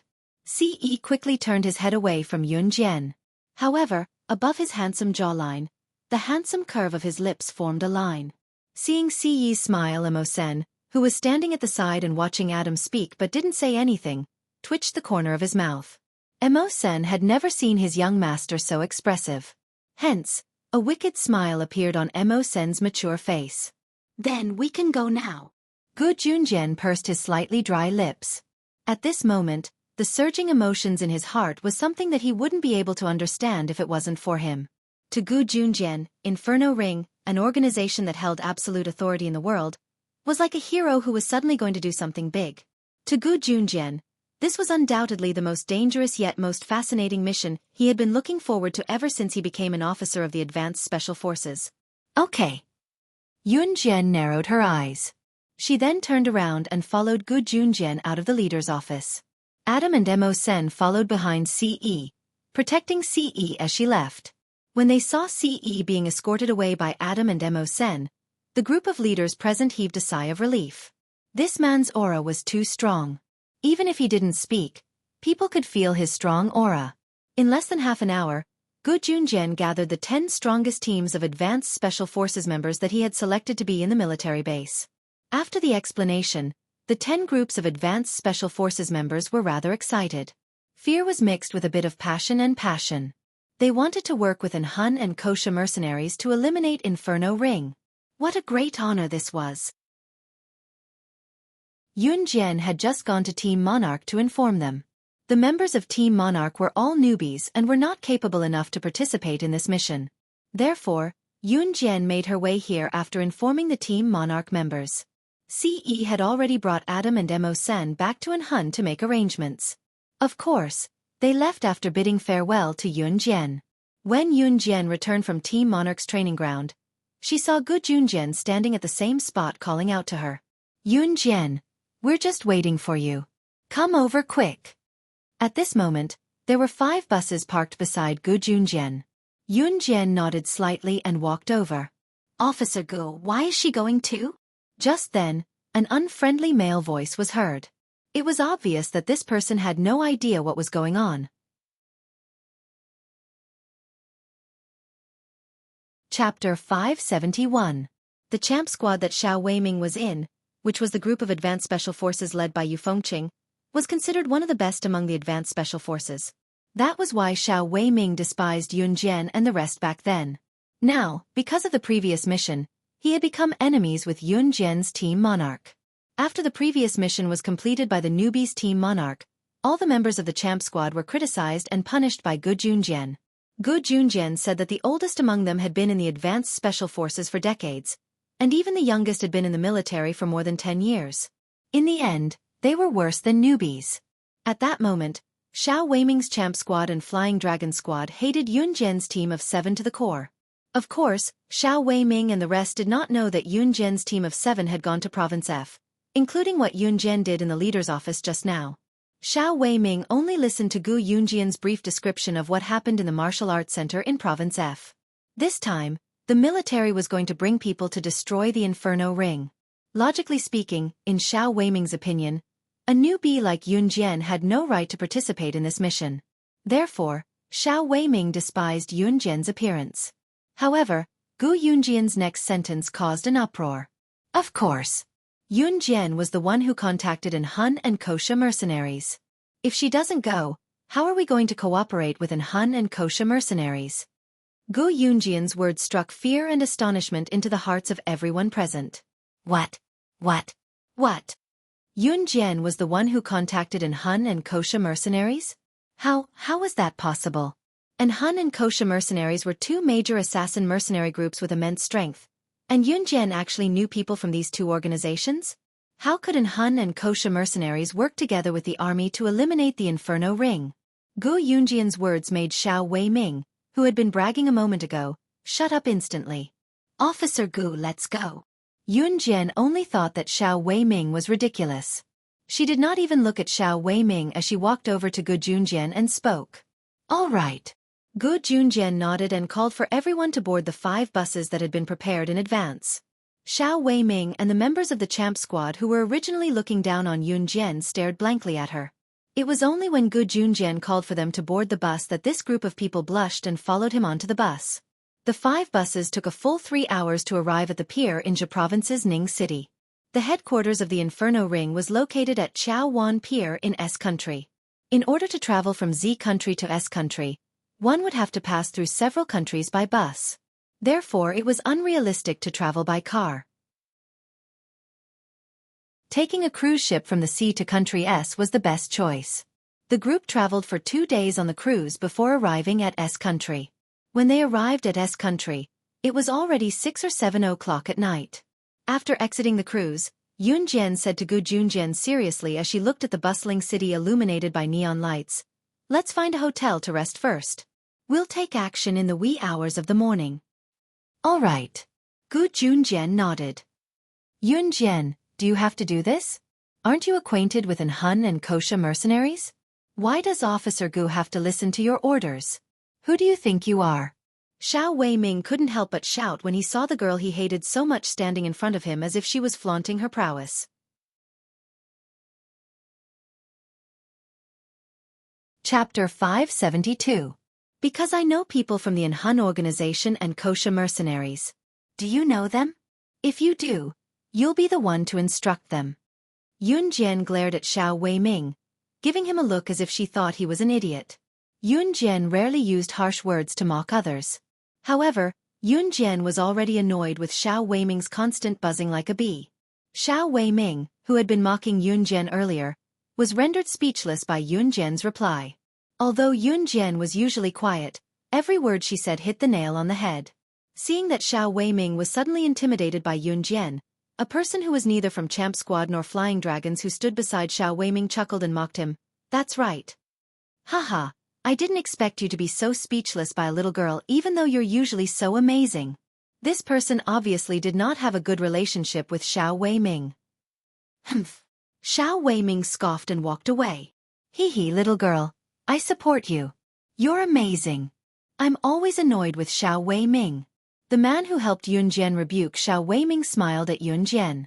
This person was Zhang Dali, a member of one of the 10 advanced special forces teams that came to Country S. Yun Jian smiled faintly at him. Beep beep beep. Just then, the phone hidden in Yun Jian's pocket vibrated twice.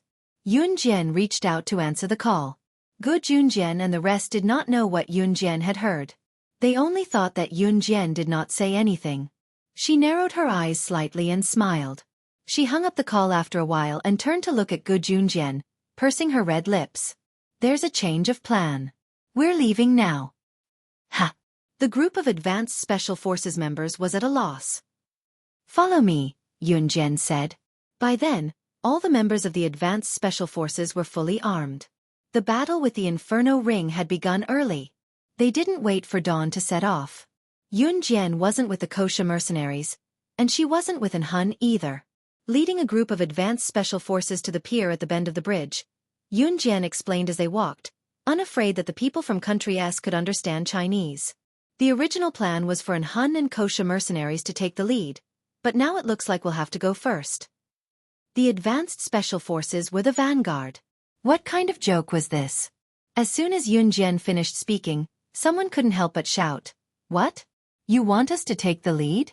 The Inferno Ring was an international assassin organization. The assassins and agents of the Inferno Ring are all powerful. Are we not going to wait for the Hun and Kosha mercenaries to charge in together? Yeah, what kind of joke is this? There are only 100 of us, so if we go first, wouldn't we just be throwing our lives away? Yun Jian, you're too much. Do you really want to lead us to our deaths? I don't want to die because of you. Xiao Weiming seized the opportunity to scold Yun Jian. Instantly, everyone started pointing fingers at Yun Jian. Xiao Weiming's smile became even more obvious. Just as Gu Junjian was about to say something, Yun Jian suddenly shouted, "All of you, shut up!" Among the 100 advanced special forces, Yun Jian was the only female. Yun Jian's shout made everyone's heart skip a beat, and they all shut their mouths instantly. This was her aura. Her natural aura. However, the girl's next words were enough to shock everyone. "Throwing our lives away? What are you afraid of with me around? No matter how powerful the Inferno Ring is, I'd like to see if they have the ability to hurt you in front of me."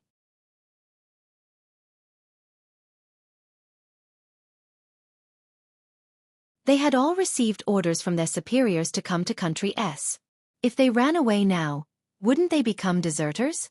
What's more, they were here to eliminate the Inferno Ring. It was a mission that their superiors wanted them to complete. How could they just leave like that? Therefore, all he had to do was to keep his head down and follow. They took a cruise from the pier at the bridge to a holiday island called Tiny Island. Tiny Island. It was a beautiful holiday island. However, no one knew that it was also the headquarters of the Inferno Ring. Yun Jian led Gu Junjian and the rest directly around the mountain top of the island. They passed through steep cliffs that ordinary people could not climb and arrived at the center of the island. There were steep cliffs all around them. The Inferno Ring was like a paradise that was situated in the middle of cliffs.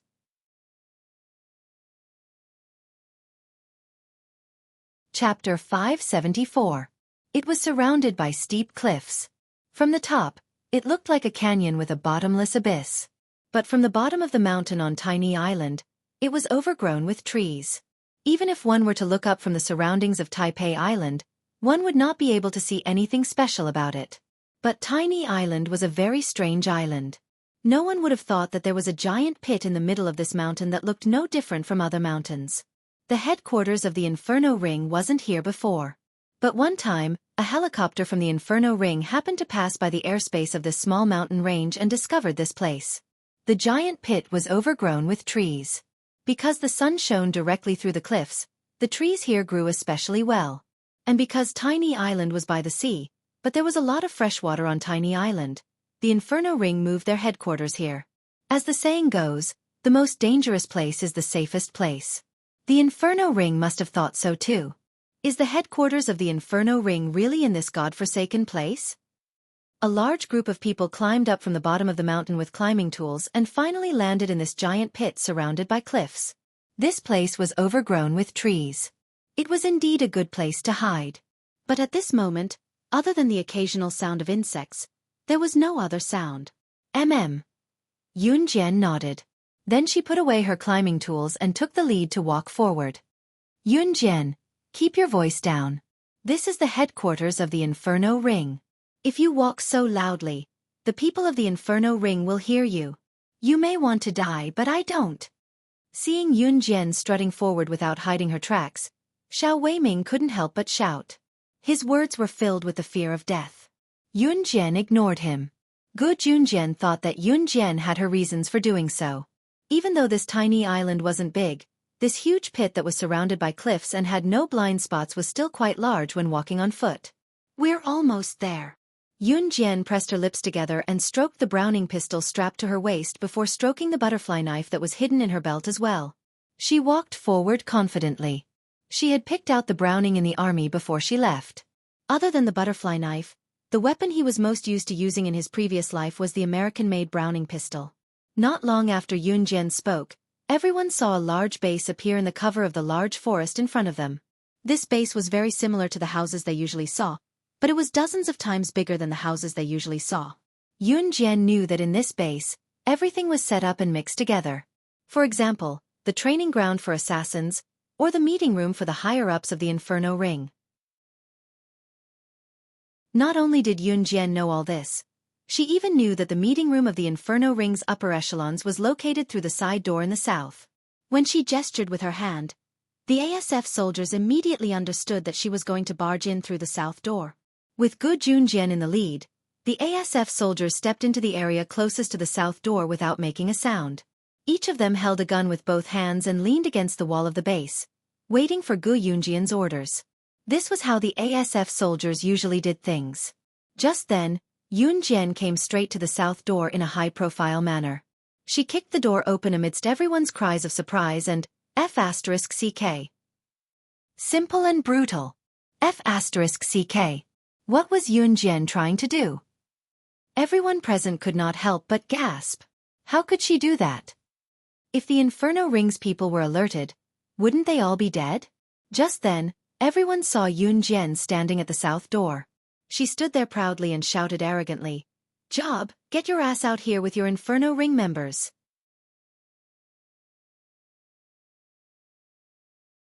Chapter 575. It was not that Yun Jian had never seen Job before. When she was slaying God in her past life, she had attended an international assassin organization's gathering in disguise. However, she was with snake, lizard and tiger, leopard, so no one recognized her as the boss of the Kosha mercenaries. Moreover, she was young. Even if she had not been reborn, she was only 1 year older than her current body. She would be 17 years old after the new year. A 17-year-old slaying god who ranked first on the international secret agent ranking? Even if she attended the gathering, no one would think of her as slaying god. In fact, Yun Jian was only 16 years old in her past life. Perhaps to many people, she was still a child. However, she had been in the secret agent circle for 11 years. Her achievements were not more outstanding than others, nor were they more heaven-defying than others. She was afraid of death, so she wanted others to die first. However, this was not what the advanced special forces were concerned about. They did not know any of this. All they knew was that Yun Jian had lost her mind at that moment. The Inferno Ring was an assassin organization. They were here to launch a sneak attack and annihilate the organization. Although they did not discuss this beforehand, everyone knew that they were here secretly. Of course they would have to sneak in. But what about Yun Jian? She even dared to kick open the door of the Inferno Ring? Was this a declaration of war? Yun Jian, come back. Since their whereabouts had been exposed, they were no longer afraid. Instead, they watched as Yun Jian stood at the south gate and kicked open the door. What if the people from the Inferno Ring suddenly fired at her without warning? Gu Junjian shouted out of concern. This was the Inferno Ring, an assassin organization that everyone feared. Yun Jian would die if she did this. Bang bang bang. Just as Gu Junjian finished shouting, the sound of machine gun fire came from the south gate. The continuous stream of bullets were fired from the south gate. Their target was Yun Jian, who was standing outside the gate. No. Come back, Yun Jian. Gu Junjian was scared to death. He quickly rushed to Yun Jian. He had to save Yun Jian even if he had to die. She's courting death. She doesn't want to live anymore, and now she wants to kill our officer Gu. Xiao Weiming roared at this time. Even at this time, he couldn't help slandering Yun Jian. The members of the advanced special forces gripped their guns tightly and were about to approach Yun Jian. However, just as Gu Junjian took 2 steps toward Yun Jian, before Gu Junjian arrived at the south gate where Yun Jian was, he saw Yun Jian curl her lips. In the next second, the advanced special forces soldiers witnessed a terrifying scene. Yun Jian's body moved slightly to the side, and then her whole body fell to the side and rolled on the ground. He had actually dodged the barrage of machine guns. However, this was not the only thing that frightened everyone. The moment Yun Jian rolled, she pulled out a butterfly knife and a Browning pistol from her waist. She held the butterfly knife with the tip of the knife facing downwards in her left hand and the pistol in her right hand. After she got up from the roll, she rushed toward the south gate like the wind. All they heard was Yun Jian's crisp command, "Go!" Just hearing Yun Jian's simple command, everyone was instantly pumped up. Plus, Yun Jian's actions just now. It would take more than 10 years of practice for someone to be able to move so quickly. She actually dodged the machine gun's barrage. Oh my God! Someone exclaimed. By the time everyone reacted, Yun Jian had already disappeared from the south gate. The base was huge. Seeing that Yun Jian had already rushed in, gunshots were heard from the house. Afraid that something would happen to Yun Jian, Gu Junjian immediately led his men to the south gate. Just as they stood at the south gate and could see what was happening inside the base, a group of people suddenly appeared. What they saw was a large group of people lying in a pool of blood. The back of their hands was printed with the Inferno Ring's unique symbol, a golden rose.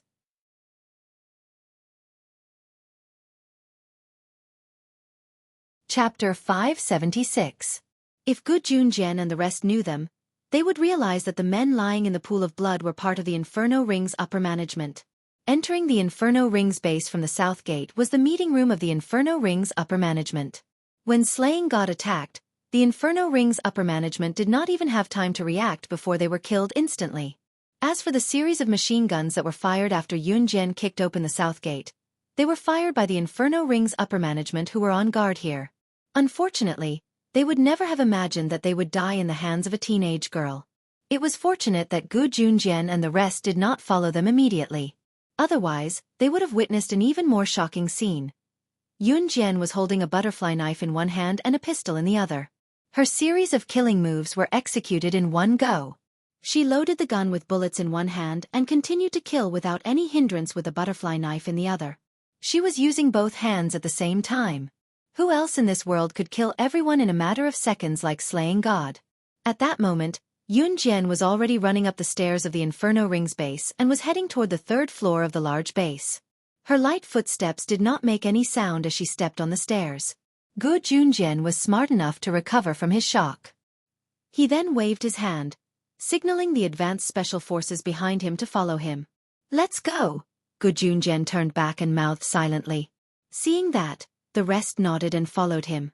Entering the meeting room, they were greeted by a spiral staircase made of metal. Looking up from the bottom, they could see Yun Jian's nimble body jumping back and forth. She soon reached the stairs to the third floor. "Someone's here. Kill trespassers." By then, many members of the Inferno Ring had already noticed Yun Jian, who was on the stairs to the third floor. The group of foreigners started yelling. They immediately raised their machine guns and fired wildly at Yun Jian. Gu Junjian was shielded by a large pillar, so the Inferno Ring members did not notice them. This base was separated by another room, so the soundproofing was quite good. Just now, in the meeting room, Yun Jian had ordered the Inferno Ring's upper echelons to be killed. However, in the Inferno Ring's base, no one had noticed that the upper echelons of the Inferno Ring were already dead. "Let's go too." Gu Junjian wiped the tip of his nose with his hand. He gritted his teeth and was the first to rush out with his gun. Gu Junjian and the other ASF soldiers were also wearing bulletproof vests. In other words, as long as they weren't shot in the organs or head from close range, they wouldn't die. At most, he would only suffer some minor injuries. The bulletproof effect of this bulletproof vest was quite good. Of course, no matter how good his bulletproof vest was, he couldn't be shot at close range by a gun. This was because once he was shot by a gun at close range, no matter how good his bulletproof vest was, it would not be able to withstand the attack of the bullet. Just as Gu Junjian and the others rushed out, the north gate of the Inferno Ring's base was also kicked open. The people who entered were all armed with machine guns. After entering, they fired wildly at the base of the Inferno Ring. Gu Yunjian's eyes were sharp. He immediately recognized them. These people were most likely from the Anhun organization or the Kosha mercenaries. These people who came in from the north gate did not have any skull markings on them. It was obvious that they were from the Anhun organization. When Anhun organization attacked, Gu Junjian and the others immediately found a place to hide. At the same time, they hid in the dark and helped Anhun organization to shoot at the Inferno Ring.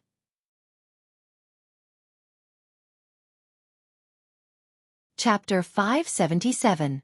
The reason why Gu Junjian was certain that the people who rushed in from the north gate were from Anhun was because the person who led them in with a silver pistol in his hand was Mo Senator. There were many people in the Inferno Ring's base. And these people's positions in the Inferno Ring could only be considered to be above average. Most of the top people in the organization were treated differently. Some of them were not even in the Inferno Ring's base. The group of people Yun Jian had killed was only a small part of the Inferno Ring's top management. Yun Jian was already on the stairs to the third floor and was about to turn the corner to go up to the third floor when she saw a person appearing in front of her from the corner of the third floor. When she saw that person, Yun Jian's furrowed brows relaxed. That person was none other than Ce. And Ce was striding towards her. Yun Jian was not surprised by Ce's appearance. She lowered her eyes and her gaze fell on the person Ce was holding. Ce was holding a short man who was completely naked except for a towel. Job. When Yun Jian saw this person, she gritted her teeth and a murderous look appeared in her eyes. Yun Jian was standing on the flat ground of the spiral staircase. Ce walked over. He let go of Job and threw the naked Job on the ground. Job looked like he had overindulged. It was not hard to imagine what he had been doing. Below the Inferno Ring's base, all of them had been killed. With the help of Anhun and Gu Yunjian's army. In just a few minutes, Job was the only one left alive from the Inferno Ring. Apart from Job, there was probably another one. "No. I beg you. Don't kill me. Don't kill me." Sob, sob, sob. Just then, a naked woman with heavy makeup walked out of Job's room. She only had a towel around her so she was not exposed. The woman's legs were numb. She trembled as she walked, but she was forced not to stop because Adam was holding a gun to the back of her head. Adam looked away in disdain. He looked at the woman from the corner of his eye and forced her to walk towards Yunjian. It was not hard to imagine what Job and the woman had done in the room. When Adam and Ce entered the room, it was a mess and the smell was nauseating. Poor Adam had forced Job and the woman to separate them and threw Job to Ce. Ce would vomit whenever he was near other women, so Adam had to do it for him. Ce then grabbed Job and walked out. Adam pointed his gun at the woman and forced her to leave. This was also the reason why Yunjian had led the advanced special forces and rushed in first and did not meet up with An Hun. The call earlier was from Ce. Ce and Adam had infiltrated the Inferno Ring first to capture Job. He had asked Yunjian to create a commotion in the Inferno Ring. The bigger the commotion, the better. The bigger the commotion Yunjian created, the easier it would be for Ce and Adam to capture Job. It was obvious that after Yunjian had rushed in, Job's bodyguards had all run downstairs. Job himself did not have much power. He relied on his subordinates to protect him. His most powerful subordinate was Tai Jingang. Without Tai Jingang, Job was like a lamb waiting to be slaughtered. He had no power to fight back. Even Yunjian found it strange. How could someone like Job become the leader of the Inferno Ring? Yunjian had not been able to do anything to the Inferno Ring not because Job, the leader of the Inferno Ring, was powerful. On the contrary, Job was the weakest person in the world. The real power was the power that the Inferno Ring had accumulated over the years. At the same time, the Kosha mercenaries had been sent by Snake Lizard to eliminate the Inferno Ring.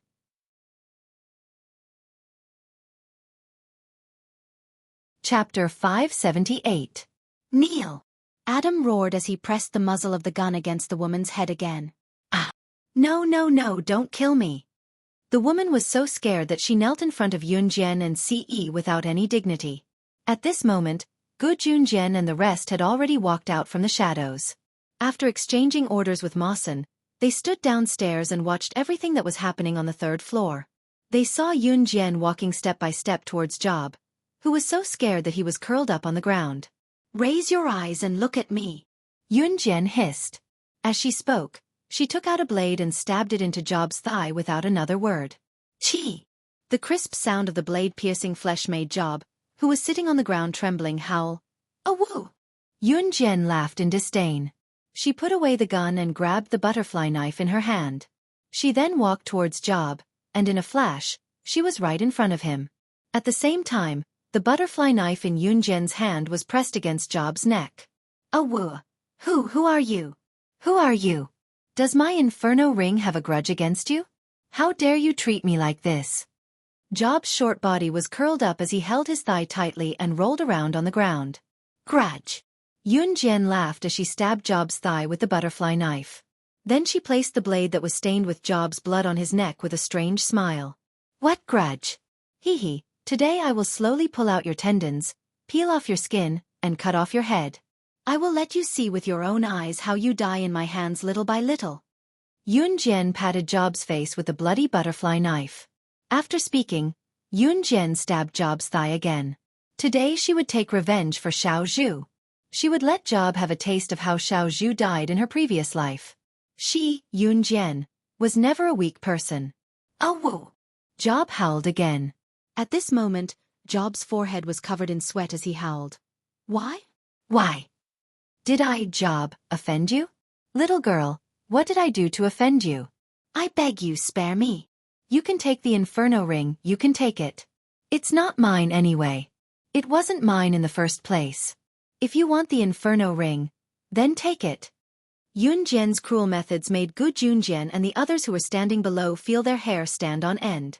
Looking at how Yunjian was stabbing Job's thigh with her knife, her vicious methods were not something a little girl should be capable of. But why did they see Yunjian's deep hatred for the Inferno Ring and Job?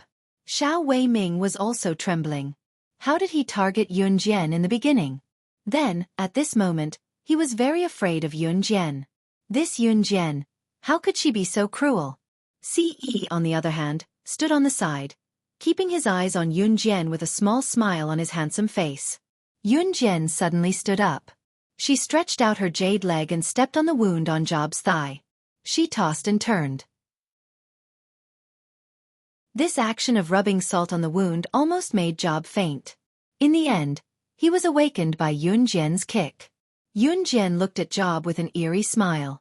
It's true that you've offended me. You shouldn't have kidnapped my younger brother and ordered Wolf Killer to coerce me into taking the sandalwood box. Yet, you guys killed him before I could even bring the box to you. So, Job, you will definitely die today. She was not afraid of exposing her identity, because she wanted Job to die in shock and fear. She was going to flay Job and beat him up. She was even more ruthless in her previous life. This was her nature as a secret agent.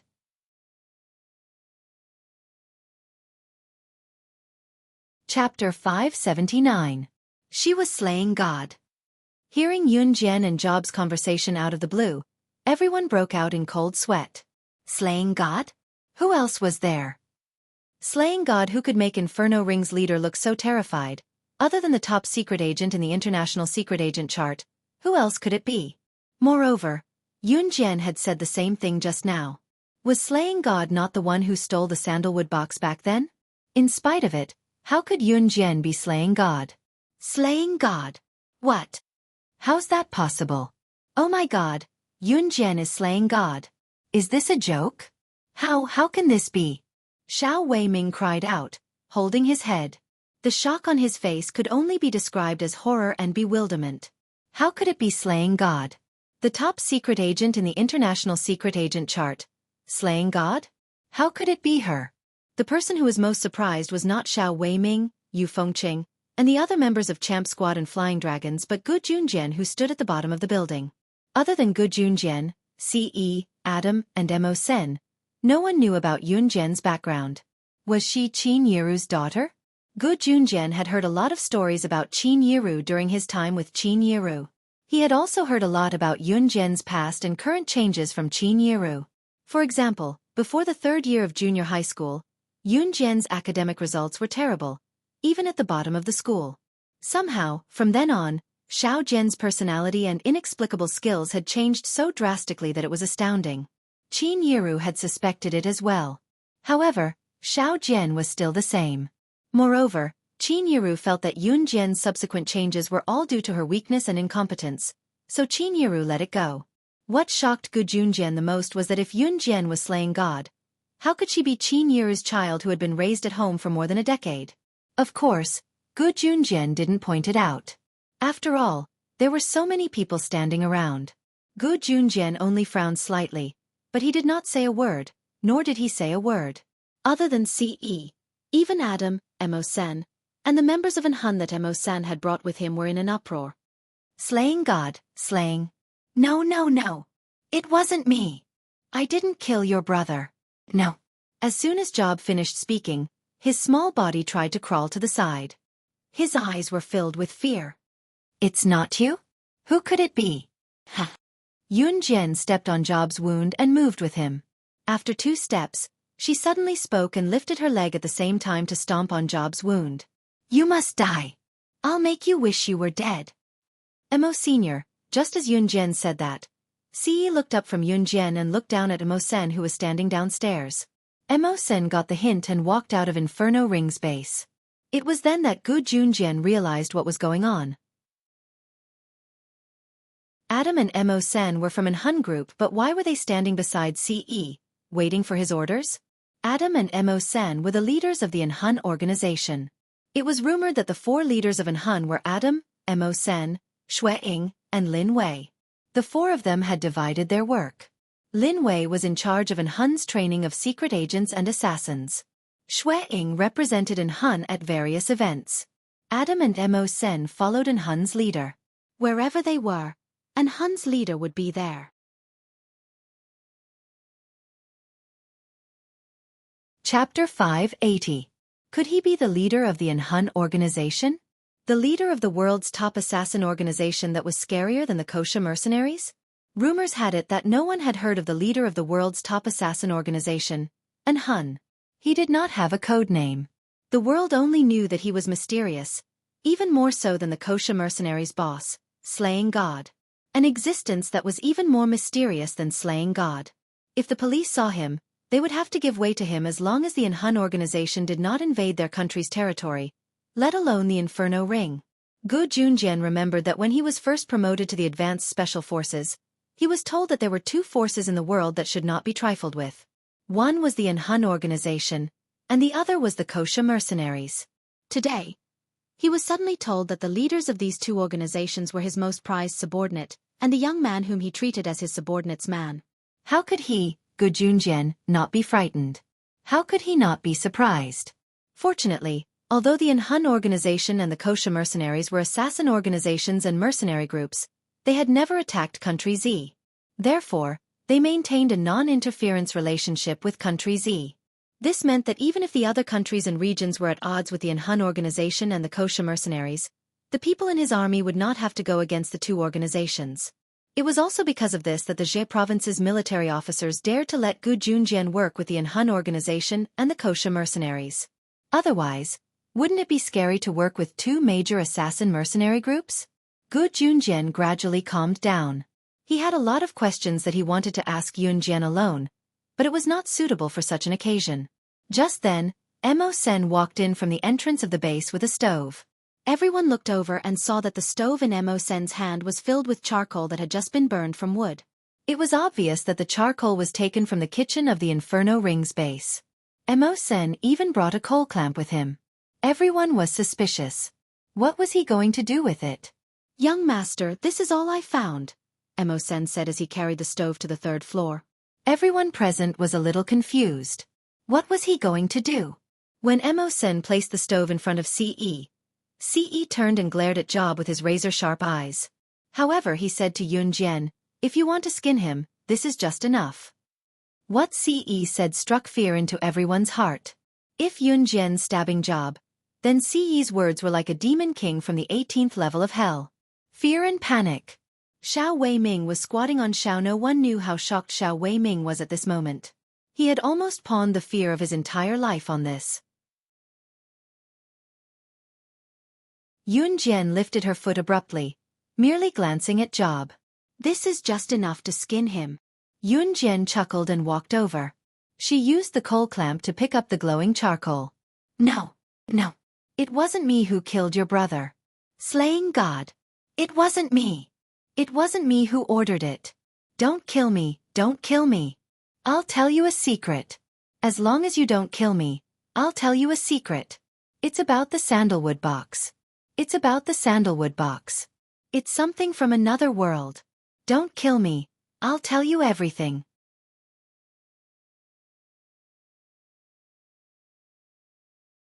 Chapter 581. The sandalwood box was an item from another world. Yunjian and Ce naturally knew this. At the same time, Yunjian and Ce also knew that the sandalwood box was an item from the Yulong continent. Yunjian and Ce knew far more about the sandalwood box and the Yulong continent than Job, because Lan Su was from the Yulong continent. However, when she suddenly heard about the sandalwood box from Job, the leader of the Inferno Ring, Yunjian's heart jolted. She was not surprised about the sandalwood box's origins, nor was she frightened by Job. But how did Job know that the sandalwood box was an item from another world? When Job and the others abducted her younger brother, Yunjian, their demand for Yunjian was very obvious. She had to obtain the sandalwood box within 3 days and hand it over at the exchange location. Otherwise, her younger brother would die without a doubt. That was why Yunjian risked her life to snatch the sandalwood box and head to the exchange location. If Yunjian did not know why Qiao Mu and the others wanted her to steal the sandalwood box before, then Yunjian now had her suspicions. After all, the sandalwood box came from the Yulong continent, and the sandalwood box itself possessed supreme divine power. Now that she heard Job's words, Yunjian suddenly connected the dots between the Inferno Ring's demand for her to steal the sandalwood box in her previous life and Job's words right now. Yunjian could also tell from Job's expression that he was not lying. He really did not order Wuxia to kill her younger brother?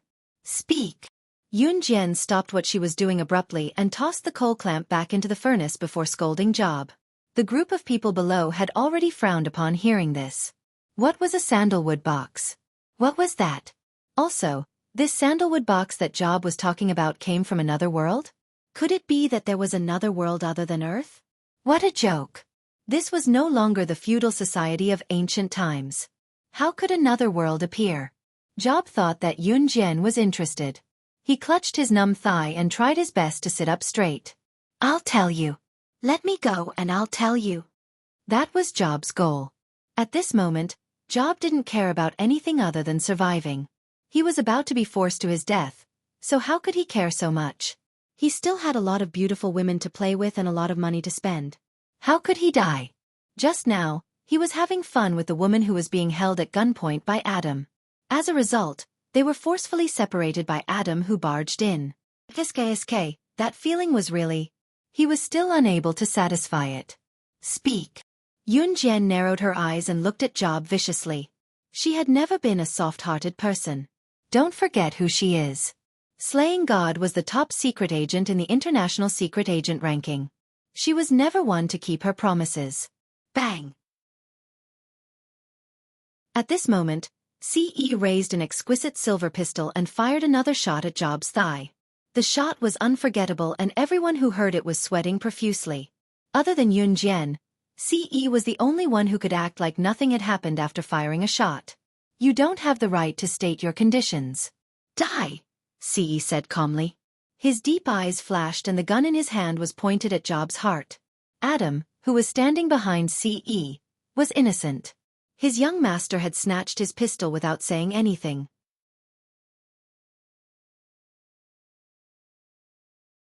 Chapter 582. I'll talk. I'll talk, I'll talk. Job almost fainted when he was shot in the same spot. Yun Jian stabbed the blade into the base of Job's thigh for the first time before stabbing him multiple times with the butterfly knife. More importantly, she had even stepped on his wound. Every single one of these attacks was fatal. If it was a normal person, they would have fainted countless times already. Luckily, even though Job wasn't the best, he had received special training as an assassin. Back then, Job had climbed his way up from being an assassin, so he naturally had some skills. Even if Job wasn't strong, at the very least, he was at the standard of a normal assassin. After all, he was the leader of the Inferno Ring. If he didn't have any skills, there would naturally be no one following him. But a normal assassin was enough for Job to become the leader of the Inferno Ring. This made Yun Jian suspect that there was someone else behind Job. Yun Jian could tell from Job's face that he wasn't lying. This meant that Job, who knew that the sandalwood box was from another world, wasn't the one who ordered her brother's death. "I don't know the details, but I know that the sandalwood box is from another world. It's from a world called the Yulong continent." Job didn't dare to hide anything. He endured the pain and gritted his teeth as he spoke. At this moment, Job had no strength left in his body. Knife wounds, gunshot wounds, and Yun Jian's kick had crippled his leg. If he didn't get treatment in time, he might never be able to stand again. Because he was afraid that CE would really shoot him, Job continued to speak. He tried his best to tell her everything he knew to eliminate himself as a suspect. "The Inferno Ring isn't actually mine. The news you heard from the outside world is wrong. The truth isn't like that at all. I've only been the leader of the Inferno Ring for close to 2 years. You might think that I've been the leader of the Inferno Ring for many years, right? Actually, that's not the case. 2 years ago, I was an assassin who had just made a name for myself. My code name wasn't Job, but a mysterious man came to me and told me that he could make me the leader of the Inferno Ring. He said that he could make me the leader of the Inferno Ring with countless beauties and become the leader of the organization. Hee, how can I not agree to such a good thing? Didn't I immediately agree to his request? Later, when I really became the leader of the Inferno Ring, the mysterious man asked Tai Jingang to help me manage the organization. But I found out that before me, there was someone called Job. That person, he was the previous leader of the Inferno Ring. I accidentally found out that he was killed by a mysterious person. I was scared out of my wits at that time, but I didn't dare to make it public. Since you've seen through me today, it doesn't matter. Let's cooperate. I don't want to be killed by the mysterious man. I'm not the Job you think I am. The Job you think I am may have died long ago. I don't know how many people called Job have taken over as the leader of the Inferno Ring. By the way, the mysterious man told me to send Wolf Kill to steal the sandalwood box. He was the one who came up with the plan. The sandalwood box is something from another world. The mysterious man told me all this. He seems to be carrying out some plan. I'm telling you all this because I want to cooperate with you. Don't kill me. I've told you everything I know.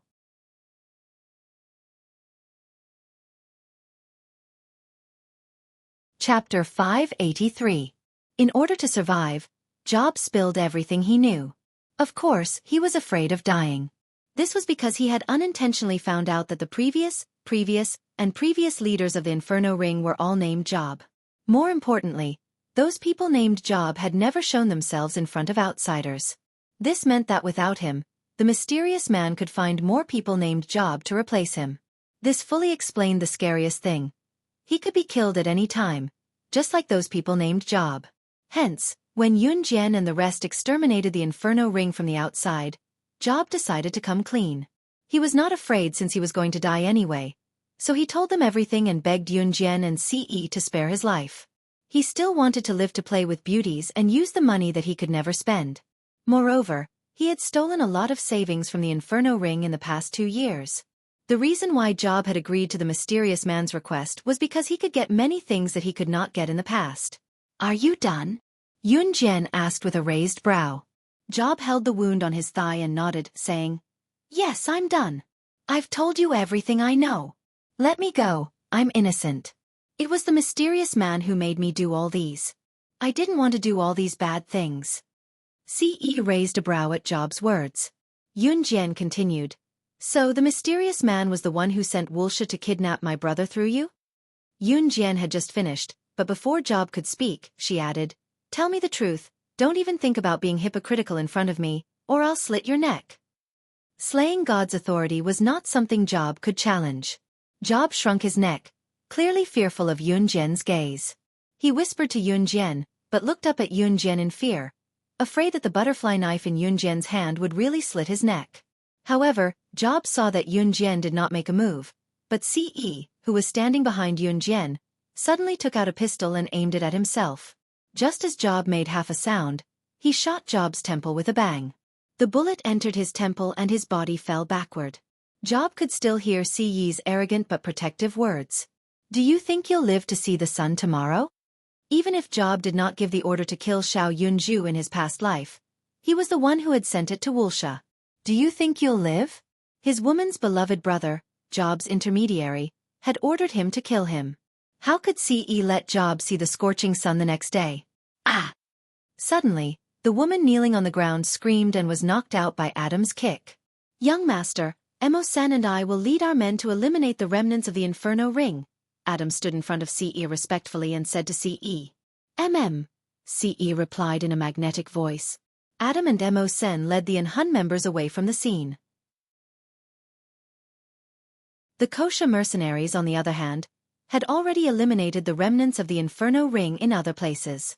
At this moment, there was only a huge pile of corpses, Yun Jian, Ce, and more than 100 Advanced Special Forces members left at the scene.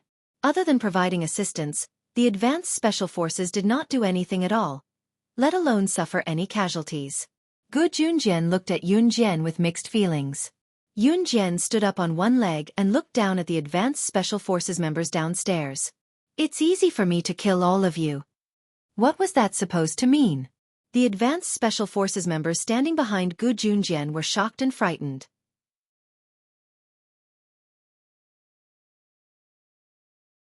Chapter 584. Yun Jian, are you going to kill us? Xiao Weiming was the first to ask cautiously. He was already trembling in fear. Xiao Weiming's initial disdain for Yun Jian had turned into fear and horror. Now, Xiao Weiming was truly frightened. Especially now that Yun Jian had said something like that to them. She had actually said that she could kill them easily. Gu Junjian, on the other hand, looked at Yun Jian with a complicated expression. He frowned and looked up at Yun Jian, who was standing on the stairs on the 3rd floor. Her expression was calm. He did not believe that Yun Jian would kill them because if she did, Yun Jian's Kosha mercenaries would officially declare war on Country Z. More importantly, Gu Junjian could tell from Yun Jian's past actions that she cared a lot about Qin Yiru. Moreover, Xiao Yunju was Yun Jian's root. Since Yun Jian had left Xiao Yunju in Country Z, how could she possibly become enemies with them? Perhaps. Yun Jian flashed her pearly white teeth and smiled at Xiao Weiming, who was at the bottom of the stairs. This smile made Xiao Weiming feel even more weak. Once he recalled how he had looked down on Yun Jian in the past, Xiao Weiming felt uneasy. He felt that his head would be taken away by Yun Jian at any time. Yun Jian was slaying God. This also meant that if she wanted the heads of all of them present, it would only take a single word from her. Just as the atmosphere was gloomy, Yun Jian suddenly broke into a smile. She seemed to have turned into a little girl who loved to joke. "I'm just kidding." As soon as she said that, Yun Jian's eyes flashed. Then her gaze turned ferocious. At the same time, she looked at everyone present with hostility and changed her tone. "But the condition is that none of you can say a word about what happened today. If you don't, we're still in the same army. If I hear any rumors, I'll kill all of you without anyone knowing. I know you believe that I can do it." Yun Jian smiled eerily after she said that. In everyone's eyes, Yun Jian looked like the Grim Reaper who was holding a scythe and seducing souls. Yun Jian, Gu Junjian, won't say a word. Gu Junjian was the first to shout. Me too. We won't say a word. In the end, even Xiao Weiming gave his word. If he did not give his word, Yun Jian would probably kill him first.